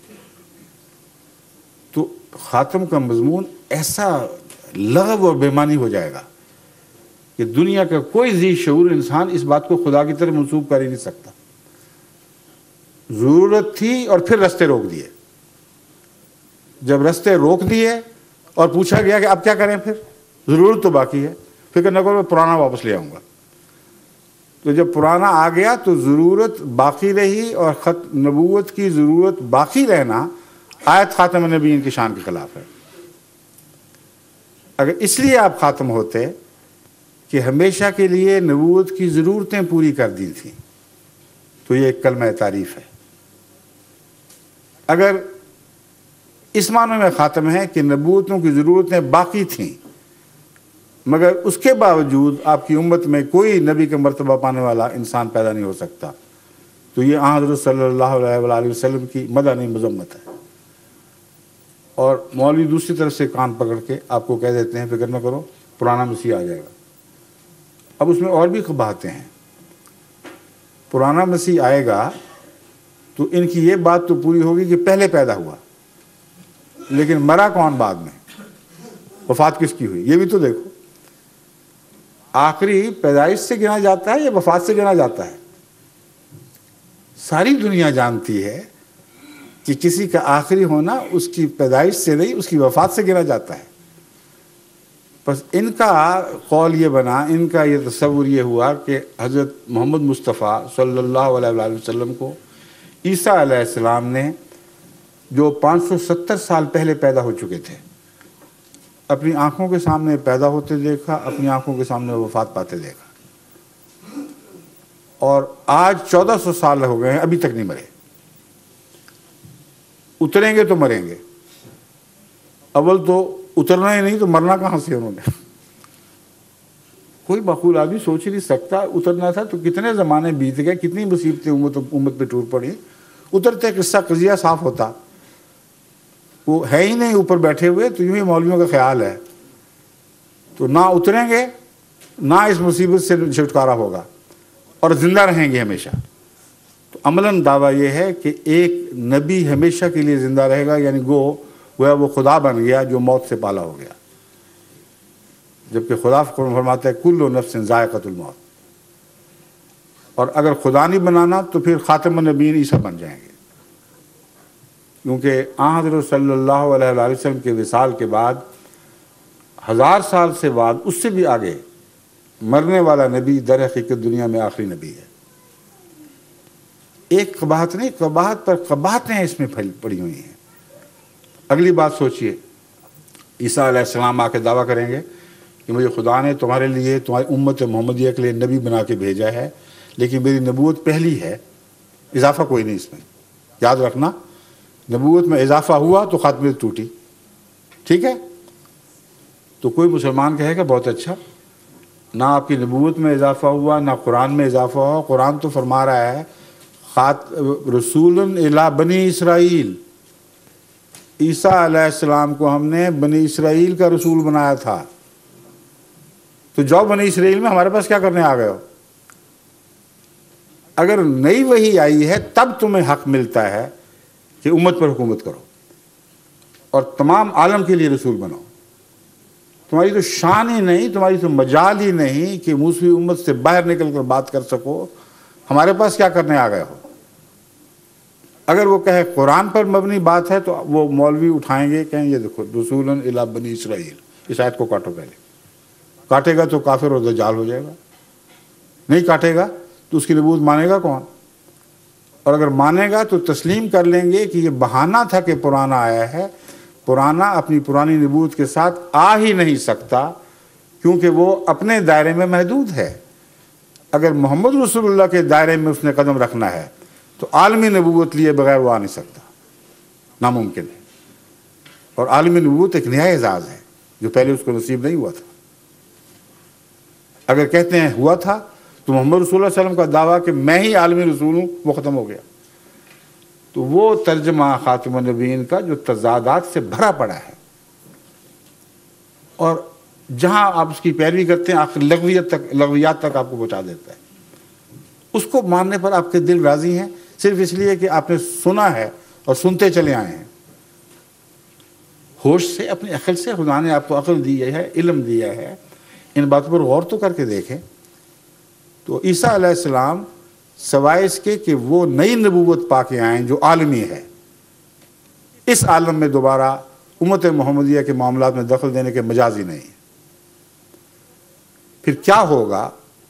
کیا قرآن کریم نے آیت خاتم النبیین کے مضمون پر روشنی ڈالنے والی کوئی ایسی آیت بھی رکھی ہے جس سے خاتمیت کے باطل ہوئے بغیر، لازماً اس کے باطل ہوئے بغیر، ایک ایسے نبی کی پیشگوئی ہو یا ایک سے زائد انبیاء کی بھی پیشگوئی ہو، ممکن ہو، جو محمد رسول اللہ کے تابع ہو؟ اور اگر محمد رسول اللہ کے تابع ہے تو خاتمیت کا وہ معنی پھر بڑی شان سے قائم ہو جائے گا، سب سے بالا، سب سے افضل۔ اس کا شاگرد تو آ سکتا ہے، اس کا استاد نہیں آ سکتا۔ کیا ان معنوں کی کوئی آیت قرآن کریم میں موجود ہے؟ اگر ہے تو علماء آپ کو کیوں نہیں بتاتے؟ یہ ان سے پوچھیں۔ سورہ نساء میں وہ آیت ہے، اللہ تعالیٰ فرماتا ہے وَمَن يُطِعِ اللَّهَ وَالرَّسُولَ فَأُولَٰئِكَ مَعَ الَّذِينَ أَنْعَمَ اللَّهُ عَلَيْهِمْ مِنَ النَّبِيِّينَ وَالصِّدِّيقِينَ وَالشُّهَدَاءِ وَالصَّالِحِينَ وَحَسُنَ أُولَٰئِكَ رَفِيقًا۔ مَن يُطِعِ اللَّهَ، جو کوئی بھی اللہ کی اطاعت کرے گا، والرسول، اور اس رسول کی، الرسول ہر دوسرے رسول کو نکال دیا اس میں سے۔ اور یہ لطیف نقطہ آپ سب کو سمجھنا چاہیے کہ ہر دوسرے نبی پر ایمان کی تو ہدایت ہے اور لازم ہے، محمد رسول اللہ کی اطاعت کے بعد کسی اور نبی کی اطاعت لازم نہیں رہی، کیونکہ آپ کی اطاعت میں سب اطاعتیں آ گئی، جو قابل اطاعت باتیں تھیں وہ سب قرآن نے رکھ لی ہیں۔ اس میں کتب قیمہ ہیں، تمام دائمی صداقتیں ہیں۔ بس اس پہلو سے یہ مضمون سورہ نساء کی اس آیت سے خوب کھل جاتا ہے کہ خاتم کا مطلب کیا ہے اور آئندہ کیا ہونے والا ہے۔ اللہ فرماتا ہے وَمَن يُطِعِ اللَّهَ وَرَسُولَهُ، جو کوئی بھی اللہ کی والرسول اور اس رسول محمد مصطفیٰ کی اطاعت کرے گا۔ بڑا زبردست عنوان لگا ہے۔ کیا آپ خیال کر سکتے ہیں کہ ایسے لوگوں کو جو خدا اور رسول محمد کی اطاعت کریں ان کو سزا ملے گی، ان کے درجے گھٹائے جائیں گے؟ کیا ہو سکتا ہے؟ یہ سوال ہی نہیں پیدا ہوتا۔ یہ عنوان بتا رہا ہے کہ بہت بڑے انعام کا اعلان کیا جا رہا ہے، اور باقی آیت بالکل یہی بات کر رہی ہے۔ فَأُولَٰئِكَ مَعَ الَّذِينَ أَنْعَمَ اللَّهُ عَلَيْهِمْ، اب بس یہی لوگ ہوں گے جن پر خدا انعام فرمائے گا۔ انعام کے لیے اب اللہ اور محمد رسول اللہ کی اطاعت لازم قرار دے دی گئی ہے۔ مَعَ الَّذِينَ أَنْعَمَ اللَّهُ عَلَيْهِمْ، مگر ہوں گے وہ کون لوگ؟ مِنَ النَّبِيِّينَ، ایسے لوگ اطاعت کرنے والے نبیوں میں سے ہوں گے، وَالصِّدِّيقِينَ، اور صدیقوں میں سے ہوں گے، وَالشُّهَدَاءِ، اور شہیدوں میں سے ہوں گے، وَالصَّالِحِينَ، اور صالحین میں سے ہوں گے، وَحَسُنَ أُولَٰئِكَ رَفِيقًا، ان سے بہتر ساتھی اور کس کو کیا نصیب ہو سکتا ہے۔ یہ ہے آیت خاتم النبیین کا مفہوم جو قرآن سے اس شان کے ساتھ ثابت اور واضح ہے۔ اور بھی بہت سی آیتیں ہیں، مگر پھر بات بہت لمبی ہو جائے گی. میں نے حدیث کی بھی بات کرنی ہے, آپ نے چھیڑی تھی. یہ درست ہے, حدیثیں ایسی ہیں جن میں رسول اللہ صلی اللہ علیہ وسلم نے فرمایا لا نبی یا بعدی, قطعیت کے ساتھ. اب قرآن میں تو تضاد ہو نہیں سکتا, جیسا کہ میں نے دکھا دیا ہے بھی نہیں. یہ معنی قرآن کی روح سے سچے ثابت ہو گئے. پھر حدیث کا قرآن سے کیسے تضاد ہو گیا؟ حضرت صلی اللہ علیہ وآلہ وسلم نے جو سب سے زیادہ قرآن کو سمجھتے تھے, ان باتوں کو دیکھنے کے باوجود, من یطع اللہ کی آیت کے نزول کے باوجود یہ کیوں فرمایا کہ لا نبی یا بعدی, میرے بعد کوئی نبی نہیں ہے؟ مگر کیا صرف یہی فرمایا یا کچھ اور بھی فرمایا تھا؟ جس طرح خاتم کے سوا اور بھی آیتیں ہیں, اس کے سوا اور بھی تو حدیثیں ہیں. اگر ان کو سامنے نہیں رکھو گے تو پھر حقیقت میں حضرت اقدس محمد رسول اللہ کا منشا تم پا ہی نہیں سکتے. اور اصول یہی ہے کہ تضاد وہاں بھی نہیں نکلے گا. حضور اکرم نے ایک طرف یہ فرمایا, دوسری طرف فرمایا کہ آنے والا مسیح جس کا وعدہ دیا گیا ہے وہ نبی اللہ ہوگا. اور حدیث مسلم میں ایک ہی حدیث میں 4 مرتبہ اس کو نبی اللہ فرمایا ہے. اب کیا حضرت رسول اللہ صلی اللہ علیہ وآلہ وسلم یہ کہتے وقت اس بات کو بھول گئے تھے کہ میں نے تو کہا تھا لا نبی بعدی؟ پھر بعدی کا کیا معنی ہے؟ ایک اور حدیث ہے جو علماء آپ کے سامنے نہیں رکھتے, جو سارے تضاد کو حل کر دیتی ہے. فرماتے ہیں لیس نبی بینی و بینہ, جس مسیح کے متعلق فرمایا کہ وہ نبی ہوگا, آئندہ زمانے میں ہوگا اور نبی ہوگا, اس کے متعلق فرمایا لیسا نبی بینی و بینہ. جب میں کہتا ہوں میرے بعد نبی نہیں, تو یہ مراد نہیں ہے کہ وہ بھی نبی نہیں ہے, میرے اور اس کے درمیان کوئی نبی نہیں ہے. میرے اور آنے والے مسیح کے درمیان کوئی نبی نہیں ہے. اب تضاد کہاں رہا باقی؟ بعدی قیامت تک کے لیے ہے یا کسی معین وقت کے لیے؟ بعدی کبھی چھوٹا اثر بھی رکھتا ہے, لمبا اثر بھی رکھتا ہے. سوال یہ ہے کہ محمد رسول اللہ صلی اللہ علیہ وآلہ وسلم اس بات کو قیامت سے ملا رہے تھے یا ایک لمبے عرصے کا بعد مراد ہے جس نے کسی وقت ختم ہونا تھا؟ کس بات پر, کس وجود پر ختم ہونا تھا؟ حدیث مسلم نے بتایا کہ اس کے باوجود مسیح نبی اللہ کے طور پر آئیں گے. اور اس حدیث نے دکھا دیا کہ حضرت صلی اللہ علیہ وآلہ وسلم کا منشا یہ ہے کہ میرے بعد عیسیٰ کے آنے تک کوئی نبی نہیں آئے گا. یہی مضمون عمر کے متعلق روایت کرتے ہوئے حضرت عمر رضی اللہ تعالیٰ کو حضرت صلی اللہ علیہ وسلم نے ان کے متعلق بات بیان فرماتے ہوئے کہا کہ اگر میرے بعد آنا ہوتا تو عمر ہوتا. صاف پتہ چلا کہ مان بعد مراد ہے. ایک لمبے عرصے تک امت میں خدا تعالیٰ کسی کو بطور نبی بلکہ امتی نبی کے طور پر بھی مبعوث نہیں فرمائے گا. اگر فرمانا ہوتا تو ایک اور حدیث وضاحت کر رہی ہے کس کو فرماتا. حدیث میں ہے حضرت ابراہیم جو حضرت صلی اللہ علیہ وسلم کے صاحبزادے تھے, جب چھوٹی عمر ہی میں آپ کی وفات ہوئی تو ان کو لحد میں اتارتے ہوئے, اور یہ واقعہ آیت خاتم النبیین کے نزول کے بعد کا, یاد رکھیں. تمام علماء کو مسلم ہے, اس میں کوئی اختلاف نہیں. جب حضرت ابراہیم کی چھوٹی عمر میں وفات ہوئی, ان کو لحد میں اتارتے ہوئے حضرت صلی اللہ علیہ وآلہ وسلم نے فرمایا لو آشا لکان صدیق النبی, اگر یہ زندہ رہتا تو یقیناً صدیق نبی بن جاتا. یہ اس وقت فرمایا جب کہ خاتم النبیین کی آیت نازل ہو چکی تھی, جب یہ بار بار فرما چکے تھے کہ لا نبی بعدی. اب اس نے بات کا ایک اور معنی نکال دیا اور ابھار کو سامنے رکھ دیا, جس کو پرانے زمانے کے متقی اہل علم نے سمجھا, پہچانا اور ہمارے سامنے رکھا. یہ سوال اٹھایا گیا ہے, بحثیں اٹھی ہیں کہ خاتم النبیین کے مخالف حضور اکرم صلی اللہ علیہ وآلہ وسلم یہ کیا کہہ سکتے تھے کہ اگر یہ بچہ زندہ رہتا تو نبی ہو جاتا, تو آیت خاتم النبیین کو منسوخ کر دیتا. उलमा ने इस पर गौर करके ये नतीजा निकाला और खूब खोल दिया कि मुराद यहाँ बाद से मुराद ज़मानी बाद नहीं या ला नबी आबादी के माने। उसका मतलब है मेरे मुखालिफ, मुझे छोड़कर, मुझसे हटकर। अब एक और माने सामने उभरे जो ना सिर्फ अरबी के मुताबिक मुसल्लम बल्कि कुरान करीम में इन्हीं मानों में इस्तेमाल हुआ है लफ्ज़ बाद। कुरान करीम फरमाता है फ़बअय्यि हदीसिन बादल्लाह व आयातिही युमिनून, अल्लाह के बाद और उसकी बातों के बाद, उसके निशानात के बाद फिर और किस बात पर ईमान लाओगे? तो क्या लोगों ने अल्लाह का बाप देखना था? क्या अल्लाह को कोई बात है? यही हदीस उन मुहक्किकीन ने जिन्होंने इस बात पर बहस छेड़ी है अपनी तायीद में पेश फरमाई है। यही कुरान की आयत कहते हैं, देखो तुम बात का मतलब नहीं समझ रहे। बात से मुराद ये है मैं आखिरी रसूल हूँ, साहिब शरीयत, आखिरी रसूल हूँ जिसका फरमान क़यामत तक चलेगा। इसलिए मुझसे हटकर, मुझसे अलग होकर दुनिया में कभी कोई नबी नहीं आएगा।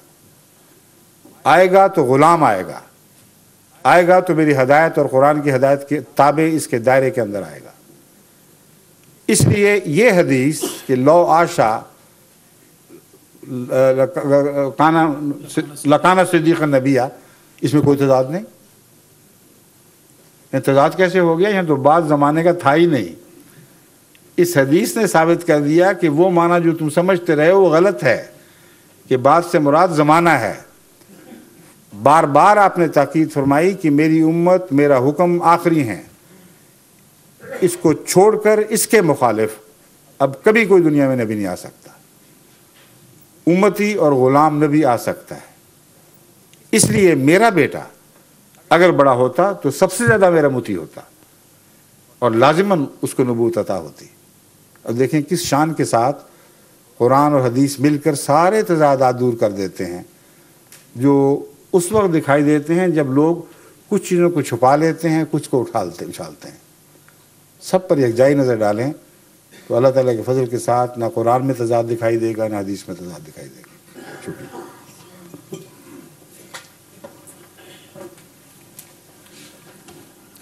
हजूर, अगला सवाल मुकर्रम बदरुज़्ज़मान साहब का है जो सहारनपुर देवबंद के करीब इंडिया से ताल्लुक़ रखते हैं।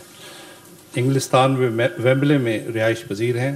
मैं अब उनसे दरख्वास्त कर, उनका सवाल है, वो खुद यहाँ माइक पे नहीं आना चाहते। अच्छा ठीक है, यहाँ तशरीफ़ फरमा है। जी जी। हर नबी के बारे में कबल अज़ वक्त पेशगोइयाँ मौजूद थीं ठीक कि वो कब तशरीफ़ लाएंगे। ठीक है। नीज़ ये तयन कि जोग्राफियाई तौर पर वो किस इलाके में होंगे, ज़ाहिर होंगे। मसलन हज़रत ईसा के बारे में अंजील से पता चलता है कि आपकी पैदाइश के मौके पर एक सितारे की रहनुमाई में कुछ लोग बैतुल लहम पहुँचे। क्या हज़रत मिर्ज़ा साहब के बारे में भी कोई ऐसी पेशगोई मौजूद है जिससे आपकी बासत के इलाके की तयन हो? नीज़ आपकी सदाकत के निशानात में चंद का जिक्र फरमावें। तो रखें, आप तो उनकी जगह बैठ जाएं।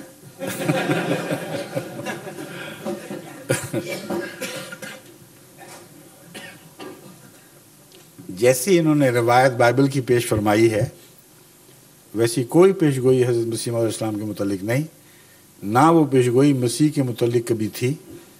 ये फ़र्ज़ी क़िस्से बाद में ईसाइयों ने बनाए हुए हैं, उनकी कोई दलील नहीं और अम्बिया की तारीख़ से मुतसादिम बात पेश करते हैं और ऐसी बात पेश करते हैं जो अक़लन नामुमकिन है।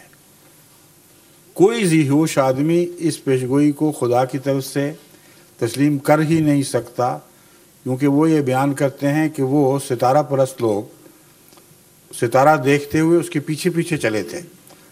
अब चांद निकले तो आप जितना मर्जी चलें, चांद साथ साथ ही चलता है और जहाँ ठहर जाए वहीं चांद ठहर जाएगा। कभी चांद का निशाना किसी घर पे भी डाला है आपने? और वो सितारा उस घर पर खड़ा हो गया जिस घर में मसीह पैदा हुए थे और उन्होंने जाके बात की तो पता लगा हाँ बच्चा मौजूद है, ये वही है। इस गवाही को उन यहूद ने नहीं देखा जो رسالت کے تصور سے بھی گھبراتے تھے کہ اس قسم کا بچہ جو جس کا باپ نہ ہو کوئی، اس کی رسالت کی کوئی باتیں کرے. اور ستارہ کیسے کس گھر پر ٹھہرا ہے، یہ تو ویسی بات ہے جیسے پشاوری لوگوں کی مہمان نوازی کے متعلق لوگوں نے لطیفہ بنایا ہوا ہے. پٹھان بہت مہمان نواز ہیں، وہ کہتے ہیں پشاوری جو ہیں ملے جلے پٹھان ہیں، ان کو مہمان نوازی کے سلیقے نہیں آتے. کہتے ہیں دیکھو جب تم ان سے ملنے جاؤ گے تو کہیں گے آپ بہت خوشی ہوئی، آپ کے لیے بکرا ذبح کریں، کچھ خدمت کریں. تو آپ پوچھیں ان سے کہ کہاں آئیں، گھر کا تو پتہ دیں. کہ وہ چیل اڑ رہی ہے نا جہاں، اس کے نیچے ہمارا گھر ہے. اڑتی ہوئی چیل کے نیچے گھر تو پھر بھی شاید مل جائے، اندازہ لگا لے آدمی. ستارے کے نیچے گھر کا کیسے پتہ چلے گا؟ ایسی باتیں انہوں نے پوچھی ہے جو ہے ہی نہیں، ہو ہی نہیں سکتی. اس لیے میں تسلیم کرتا ہوں اور اس تسلیم کرنے میں خوشی محسوس کرتا ہوں کہ حضرت مسیح موعود علیہ السلام کے متعلق ایسی کوئی پیشگوئی نہیں تھی. جہاں تک پیشگوئیوں کا تعلق ہے یہ ایک الگ مضمون ہے، جہاں تک جگہ کی تعیین کا تعلق ہے یہ ایک الگ مضمون ہے. اب میں ان دونوں باتوں کے متعلق آپ سے عرض کرتا ہوں. قرآن کریم میں حضرت صلی اللہ علیہ وآلہ وسلم کی بعثت ثانیہ کا ذکر ہے اور بڑے واضح الفاظ میں ہے.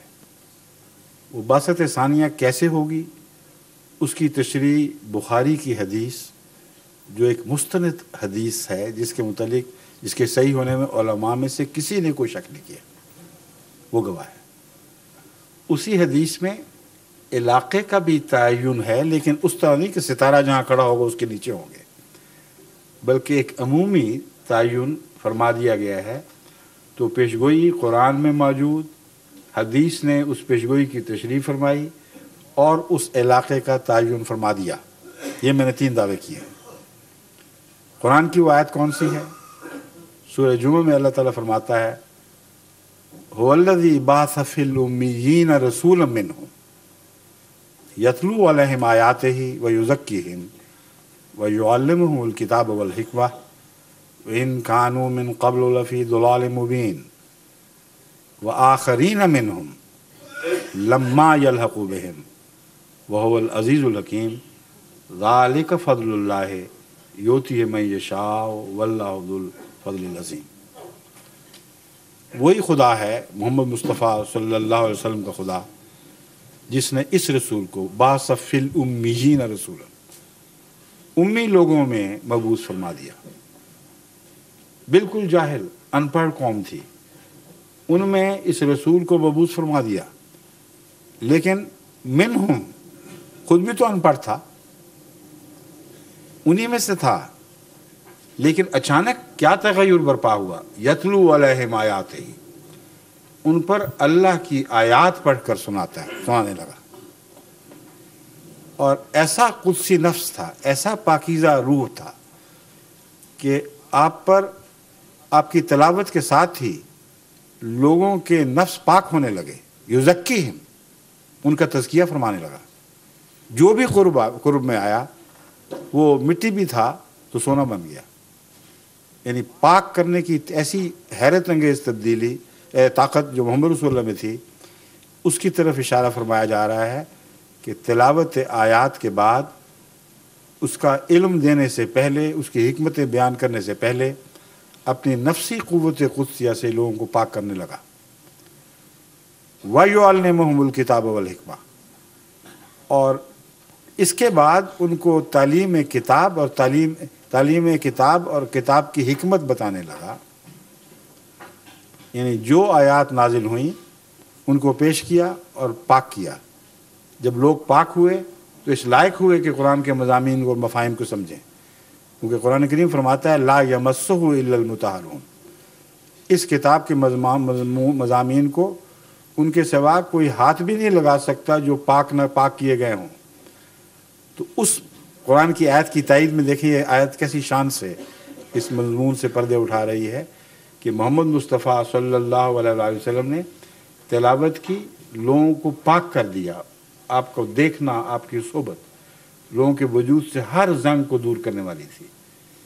پھر وہ اس لائق بنے کہ تعلیم کتاب ہو، پھر وہ اس قابل ٹھہرے کہ حکمتوں کو بیان کیا جائے اور ان حکمتوں کو وہ سمجھیں۔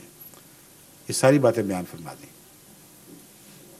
اللہ تعالیٰ پھر فرماتا ہے اللہ تعالیٰ بعض فی الأمی رسول منہم یتلو علیہم آیاتہ ویزکیہم ویعلمہم الکتاب والحکمہ وإن کانوا من قبل لفی ضلال مبین، اس سے پہلے وہ کھلی گمراہی میں تھے۔ اگلی آیت کیا کہہ رہی ہے؟ وآخرین منہم، اور ان کے علاوہ دوسروں میں بھی مبعوث فرمائے گا۔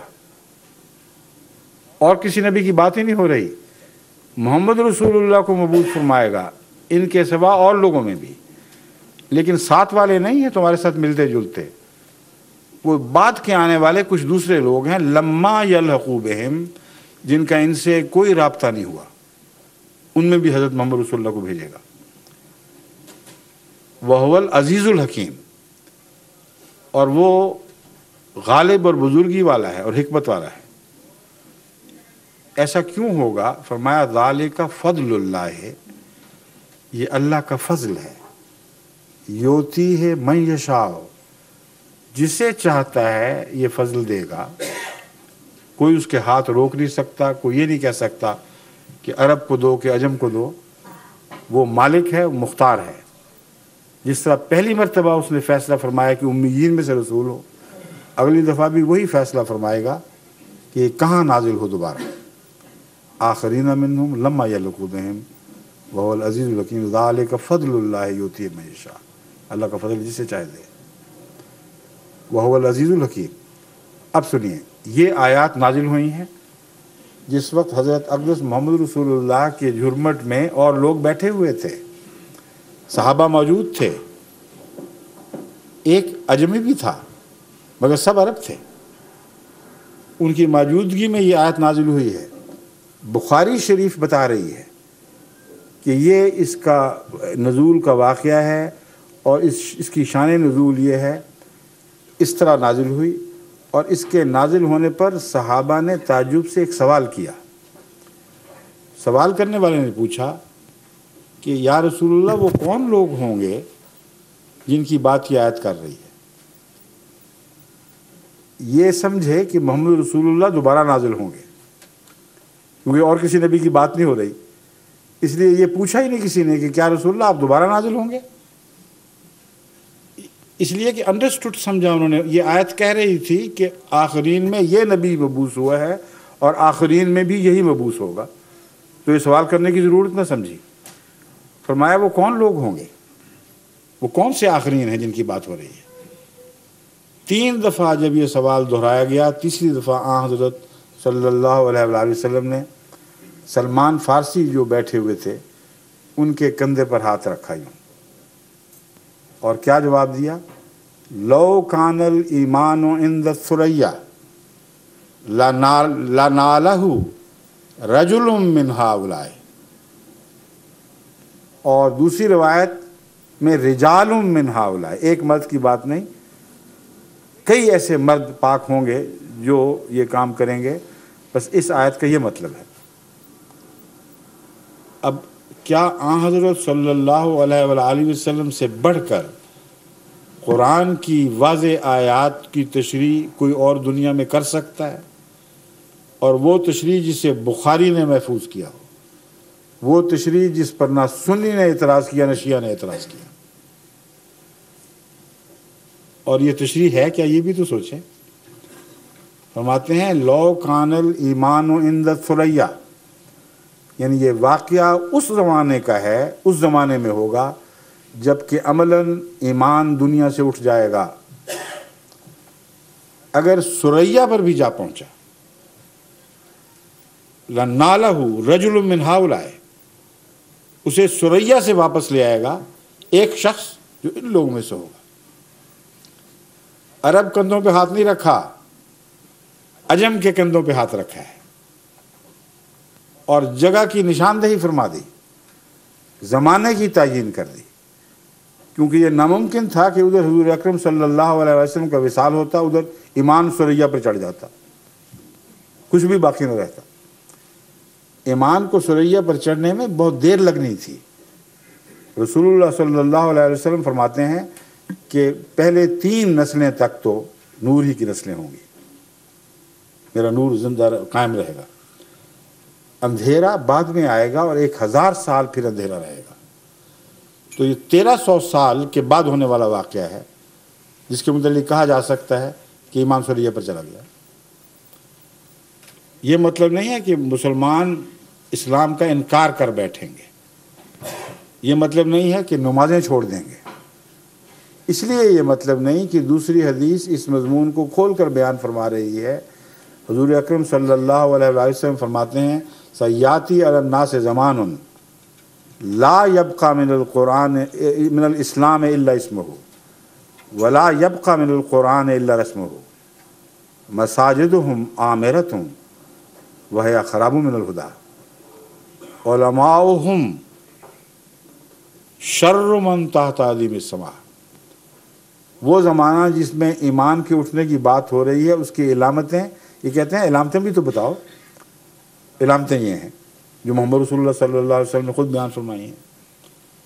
فرمایا جن آخرین میں میری بعثت ثانیہ کا ذکر ہو رہا ہے ان میں نہیں آؤں گا، کوئی میرا غلام آئے گا اور اس کا آنا گویا میرا آنا ہوگا، کیونکہ میرے مطیع ہوگا، نئی چیز لے کے نہیں آئے گا۔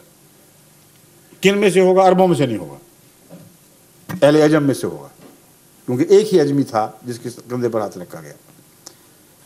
سلمان فارسی کہ ہم قوم ہوگا یا عجمی ہوگا، دونوں ترجمے آپ کر سکتے ہیں۔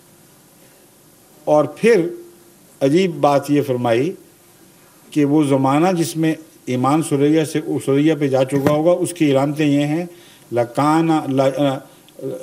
یاتی علی الناس زمان، ان لوگوں پر ایک زمانہ آئے گا کہ اسلام نام کا رہ جائے گا، الا اسمہ، اسم میں رہے گا، نام اسلام باقی نہیں ہوگا۔ ولا یبقى بالقرآن الا رسمہ، قرآن کریم تو نہیں اٹھے گا، اس کی تحریریں بہت ہوں گی، بڑی بڑی خوبصورت لکھائیاں ہوں گی، رسم ہوگی اس کی، مگر قرآن نہیں ہوگا۔ مساجد کا کیا حال ہے؟ فرمایا مساجد ویران نہیں ہوں گی، ہی عامرۃ، مساجد آباد ہوں گی، وہی خراب من الہدی، ان کی ان لوگوں کی مسجدیں بظاہر آباد ہوں گی لیکن ہدایت سے بالکل خالی ہوں گی۔ وہاں سیاست کی باتیں سنو گے، اپنی مرضی کے قصے بیان ہوں گے، ایک دوسرے سے جھگڑے کی باتیں سنو گے۔ ذکر الہی جن کے لیے مسجدوں کو خالص کیا گیا ہے، محبت اور خلوص کے ساتھ وہاں ذکر نہیں چلے گا، وہاں غیر باتیں ہو رہی ہوں گی۔ اس لیے فرمایا مساجدہم عامرۃ، یہ غلط ہے کہ مساجد خالی ہوں گی، مساجد بھری رہیں گی، وہی خراب من الہدی، مگر حال یہ ہوگا کہ ہدایت سے خالی ہوگی۔ اب یہ ہے وہ مضمون کہ ایمان سوریہ پر اٹھ جائے گا، رسول اللہ صلی اللہ علیہ وسلم خود بیان فرما چکے ہیں۔ کوئی سوچے کہ چلو اچھا ہوا علماء تو باقی ہوں گے نا، علماء سے جا کے ہم دوبارہ ہدایت لے لیں گے، فرمایا یہ بات بھی بھول جانا، علماؤہم شر من تحت عظیم السماء، ان کے علماء آسمان کے پردے کے نیچے سب سے بدترین مخلوق ہوں گے، سب سے شریر مخلوق ہوں گے۔ منہم تخرج من عندہم تخرج الفتنہ، من عندہم تخرج الفتنہ وفیہم تعود، کہ فتنے ان سے پھوٹیں گے سارے۔ جو علماء جو تمہاری امتوں کے امت کے ہوں گے، تم سمجھ رہے ہوگے کہ یہ ہمارے لیے دین کا سہارا دینے والے لوگ ہیں، ہمارے دین کا قائم رکھنے کے ذمہ دار ہیں۔ منہم تخرج الفتنہ، تو من عندہم، منہم نہیں، دونوں معنی تو دونوں کے ایک ہی ہیں، درست ہے بھی، لیکن الفاظ یہی ہیں، من عندہم تخرج الفتنہ، تو فتنے انہی سے پھوٹیں گے، وفیہم تعود، اور انہی میں لوٹ کے واپس چلے جایا کریں گے، بار بار موومنٹ چلیں گی ان میں سے فتنوں کی، اور آخر پر پھر انہی میں واپس ہضم کر لیا کریں گے اپنی باتوں کو۔ آج کہیں گے تم دائرہ اسلام سے خارج، پکے بدماش، غیر مومن، تمہارا قدر جائز، دوسرے دنوں کے ہاتھ میں ہاتھ باندھ کر تصویریں کھنچوائیں گے کہ دیکھو امت ایک ہو گئی، ایک دفعہ کہیں گے کہ شیعہ مسلمان ہو ہی نہیں سکتے، بدترین مخلوق ہیں، دوسرے دن جنگ میں تصویریں چھپی ہوئی ہوں گی کہ شیعہ سنی لوگوں نے ہاتھ میں ہاتھ ڈالے ہوئے، لمبے لمبے جوبے پہنے ہوئے، کہ کل کی بات چھوڑ دو، اب ہم نے واپس لے لی یہ بات۔ ایک دن کہیں گے عورت کی سربراہی قبول ہو ہی نہیں سکتی، غیر اسلامی ہے، فتنہ پیدا کر دیں گے۔ دوسرے دن وہ فارن کمیٹیز کے سربراہ بن کے اسی عورت کے نیچے دنیا میں اس کی نمائندگی کی باتیں کر رہے ہوں گے۔ یہ تشریح ہے من عندہم تخرج الفتنۃ وفیہم تہود۔ اب باتیں کھل گئی ہیں، اس سے زیادہ آپ کیا چاہتے ہیں کھولنا؟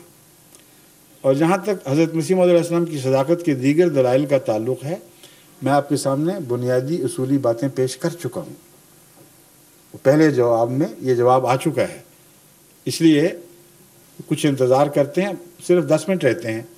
میرے نزدیک اصولی جواب تو آ گیا ہے، تفصیلی باتوں کے لیے ہمارے پاس ویڈیوز، کیسیٹ، آڈیو کیسیٹس، کتابیں موجود ہیں۔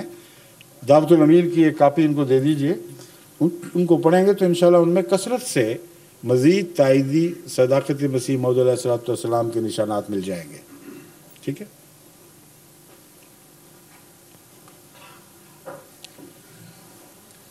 حضور 2 سوال اور ہیں۔ جی فرمائیے۔ یہ مشتاق احمد صاحب کا، میں مشتاق احمد صاحب سے درخواست کروں گا کہ آئیں اور سوال پیش کریں۔ ایک مشتاق صاحب تو وہ بیٹھے ہوئے ہیں۔ السلام علیکم۔ وعلیکم السلام ورحمۃ اللہ۔ میرا نام مشتاق احمد ہے، میں فارسٹ گیٹ سے تعلق رکھتا ہوں، ایسٹ لندن سے۔ آپ کی مجلس میں آنے کا پہلی دفعہ شرف حاصل ہوا ہے۔ میرا کویسچن یہ ہے کہ عام طور پہ یہ خیال کیا جاتا ہے کہ جب حضرت مسیح موعود علیہ السلام جو آئیں گے اس وقت دجال بھی آئے گا۔ دجال جو ہے وہ کانا ہوگا، اس کے کان لمبے ہوں گے، اور عام طور پہ ذہن میں یہ چیز آتی ہے کہ کوئی دیو قسم کی چیز یا کوئی جن قسم کی چیز جی یہی الفاظ ہیں۔ آپ ایک چیز تو آپ یہ ایکسپلین کر دیں، ہے کہاں وہ دجال؟ ہاں جی، وہ دجال کہاں ہے، اس کے ساتھ کیا ہونا تھا، کیا ہوا؟ اور وہ گدھا بھی آپ نے پوچھا؟ اس کی طرف میں آ رہا تھا۔ آ جائیں بھی، اسی وقت تھوڑا رہے، جلدی آ جائیں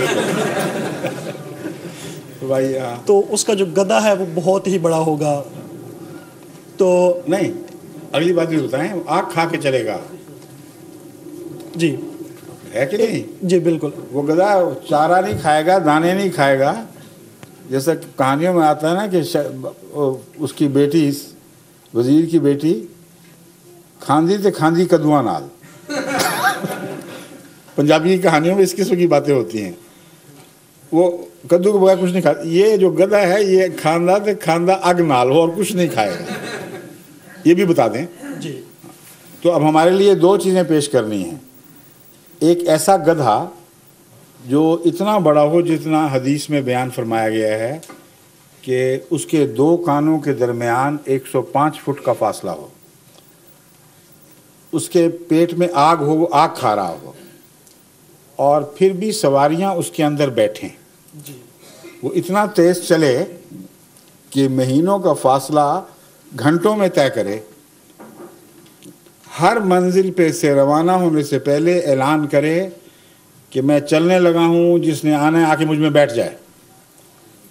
وہ خشکی پر ہی نہ چلے، سمندر میں بھی چلے، اور سمندر میں چلے تو اتنا بڑا ہو جائے وہی گدھا کہ اس کے اوپر دجال گندم کے یا دوسرے رزق کے پہاڑ بھیجے ان قوموں کی طرف جو اس کی سرداری تسلیم کرتے ہیں، اور غیر بھوکے مر جائیں، اس کو پرواہ نہ ہو، وہ جہاز بھی بن جائے، یعنی سمندری جہاز، اور وہی گدھا ہوائی جہاز بھی بن جائے۔ فرمایا اس کی چھلانگ اتنی ہوگی کہ ایک پاؤں مشرق میں تو دوسرا مغرب میں جا کے ٹکے گا، اور سواریاں اس کے پہلو سے اس کے اندر بیٹھیں گی، اندر جائیں گی تو سیٹیں آرام دہ جگہ اور بجلی کے خمخمے روشن ہوں گے۔ یہ ساری باتیں بتائے نا؟ جی اگر آپ بتاتے تو پہچان بھی جاتے، سوال ہی ختم ہو جانا تھا۔ اسے مولوی والی باتیں نہ کریں، میں ادب سے گزارش کرتا ہوں ساری بات بتا دیں تو سوال خود بخود حل ہوتا چلا جاتا ہے۔ سوائے उनको जिनको तौफीक नहीं बातें समझने की। इस ज़माने की सवारियों के मुतल्लिक इससे ज़्यादा वाज़े और अजीम पेशगोई नामुमकिन थी। इतनी वाज़े पेशगोई, रेलगाड़ी की पेशगोई आ गई, कारों की पेशगोई आ गई, हवाई जहाज़ों की पेशगोई आ गई। अगर कारों की नहीं तो हवाई जहाज़ के कान तो बाहर बड़े बड़े 105 फुट के फासले तक तो होते हैं। आग खाते हैं, फिर भी आग अलग रहती है, लेकिन मुसाफिर बीच में आराम से सफ़र करते हैं। जाने से पहले घंटियाँ बजती हैं, झंडियाँ हिलाई जाती हैं, ऐलान होते हैं गाड़ी चलने के लिए है, आओ बैठो, बंद होने लगी। एयरपोर्ट पर ऐलान हो रहे होते हैं हवाई जहाज़ उड़ने के लिए तैयार है, कराची से न्यूयॉर्क के लिए तैयार है। और फिर जब बैठ जाते हैं फिर सफ़र करते हैं। इतनी तफसीली पेशगोई सारी अंबिया की तारीख़ में से कोई निकाल के दिखाएं इस शान से पूरी हुई हो, और अभी गधा नज़र ही नहीं आ रहा। तो वो दज्जाल जो इस गधे का मालिक है जी, जिसके मुतल्लिक फरमाया कि वो इस गधे की ताकत से इस पर सवार होकर दुनिया को फतह करेगा। वो कौन लोग हैं? हमने तो नहीं याद की हैं सवारियाँ, मगरबी कौमें। वो सारी मगरबी कौमें वो हैं जो ईसाई भी हैं। तो आइंदा ज़माने में वो ईसाई ताकतें जिन्होंने दुनिया पर अरूज हासिल करना था, दुनिया पर एक अजीम गलबा हासिल करना था, और उनके गलबे का राज तेज़ रफ्तार सवारियों ने बनना था। उन तेज़ रफ्तार सवारियों का इम्तियाजी नुक्ता पहचान ये है कि वो सब फायर पावर पर चलने वाली सवारियाँ होनी थी, फॉडर पावर पर नहीं। ये पेशगोई पूरी हुई है कि नहीं? जी हो गई। तो फिर बात खत्म। अगर आपके पास टाइम हो तो मैं मेरे पास तो है, लेकिन एक सवाल और बाकी है, अभी आप इंतज़ार करें। चलें, उस सवाल के बाद अगर फिर वक्त हुआ तो मैं वापस आपको बुला लूँगा। ठीक है? हजूर, अगला सवाल मुकर्रम अब्दुल सलाम साहब जो वॉल्थम फॉरेस्ट से तशरीफ़ लाए हैं उनका है। मैं उनसे दरख्वास्त करूँगा। वॉल्थम फॉरेस्ट से वॉल्थम स्टोव? वॉल्थम फॉरेस्ट, ये दो अलग अलग जगह है ना? जी, एक ही जगह। वॉल्थम फॉरेस्ट, वॉल्थम स्टोव भी मैंने सुना हुआ है। एक उसके अंदर है। अच्छा, समझिए। हजूर, मेरा सवाल तो लंबा है, ज़रा वज़ाहत तलब है। अगर टाइम कम है तो मैं न करूँ वो सवाल। करके तो देखें, कुछ पता तो चले। बाजिया जी के रसूल अकरम सल्लल्लाहु अलैहि वसल्लम मबूस हुए, इस्लाम फैलाया उन्होंने और बहुत खूबसूरत तरीके से फैलाया, और उनका वो जो दावा है वो मक्का में छुपा छुपा रहा। उस दावे को तक़वियत उस वक्त मिली जब छुपा रहा, मतलब वो छुप कर दावा करते थे या दबे दबे, भर वो दावा बरमला नहीं था उस वक्त। ये दुरुस्त खुल कर नहीं, ये दुरुस्त नहीं, माफ़ करना जी। कुरान और तारीख़ इस्लाम इस बात को झुटला रहे हैं। आपका दावा बबांगे बुलंद था, मक्के का हर शख्स उस के तक वो दावा पहुंचा है। एक भी नहीं था जिस पर वो दावा किसी मानों में मुबहम रहा हो।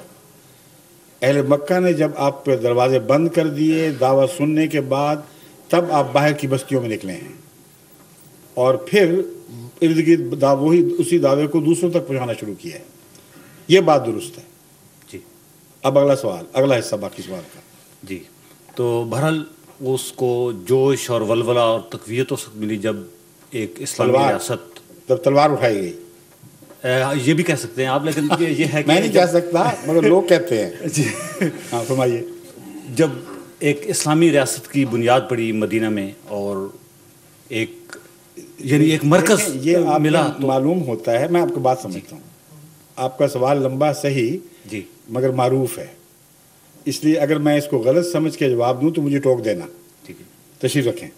ठीक है। ये सवाल ज़्यादातर मौदूदी कुतुब के मुतालिया से उभरता है, क्योंकि मौदूदी साहब ने लिखा कि हज़रत सल्लल्लाहु अलैहि वसल्लम ने वाज़ो नसीहत के सारे ज़राए इस्तेमाल कर लिए, हिकमत और प्यार से समझाने की जितनी तदबीरें थी तैयार की।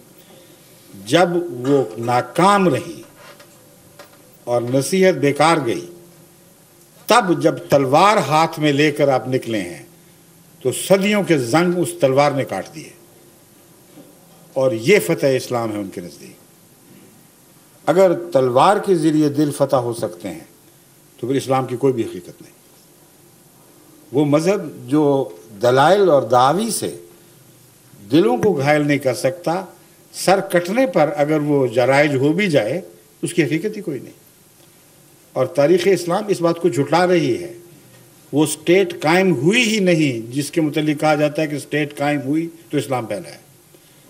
حضرت صلی اللہ علیہ وسلم مدینے میں گئے ہیں، مسلسل آپ کے خلاف سازشیں ہو رہی تھیں.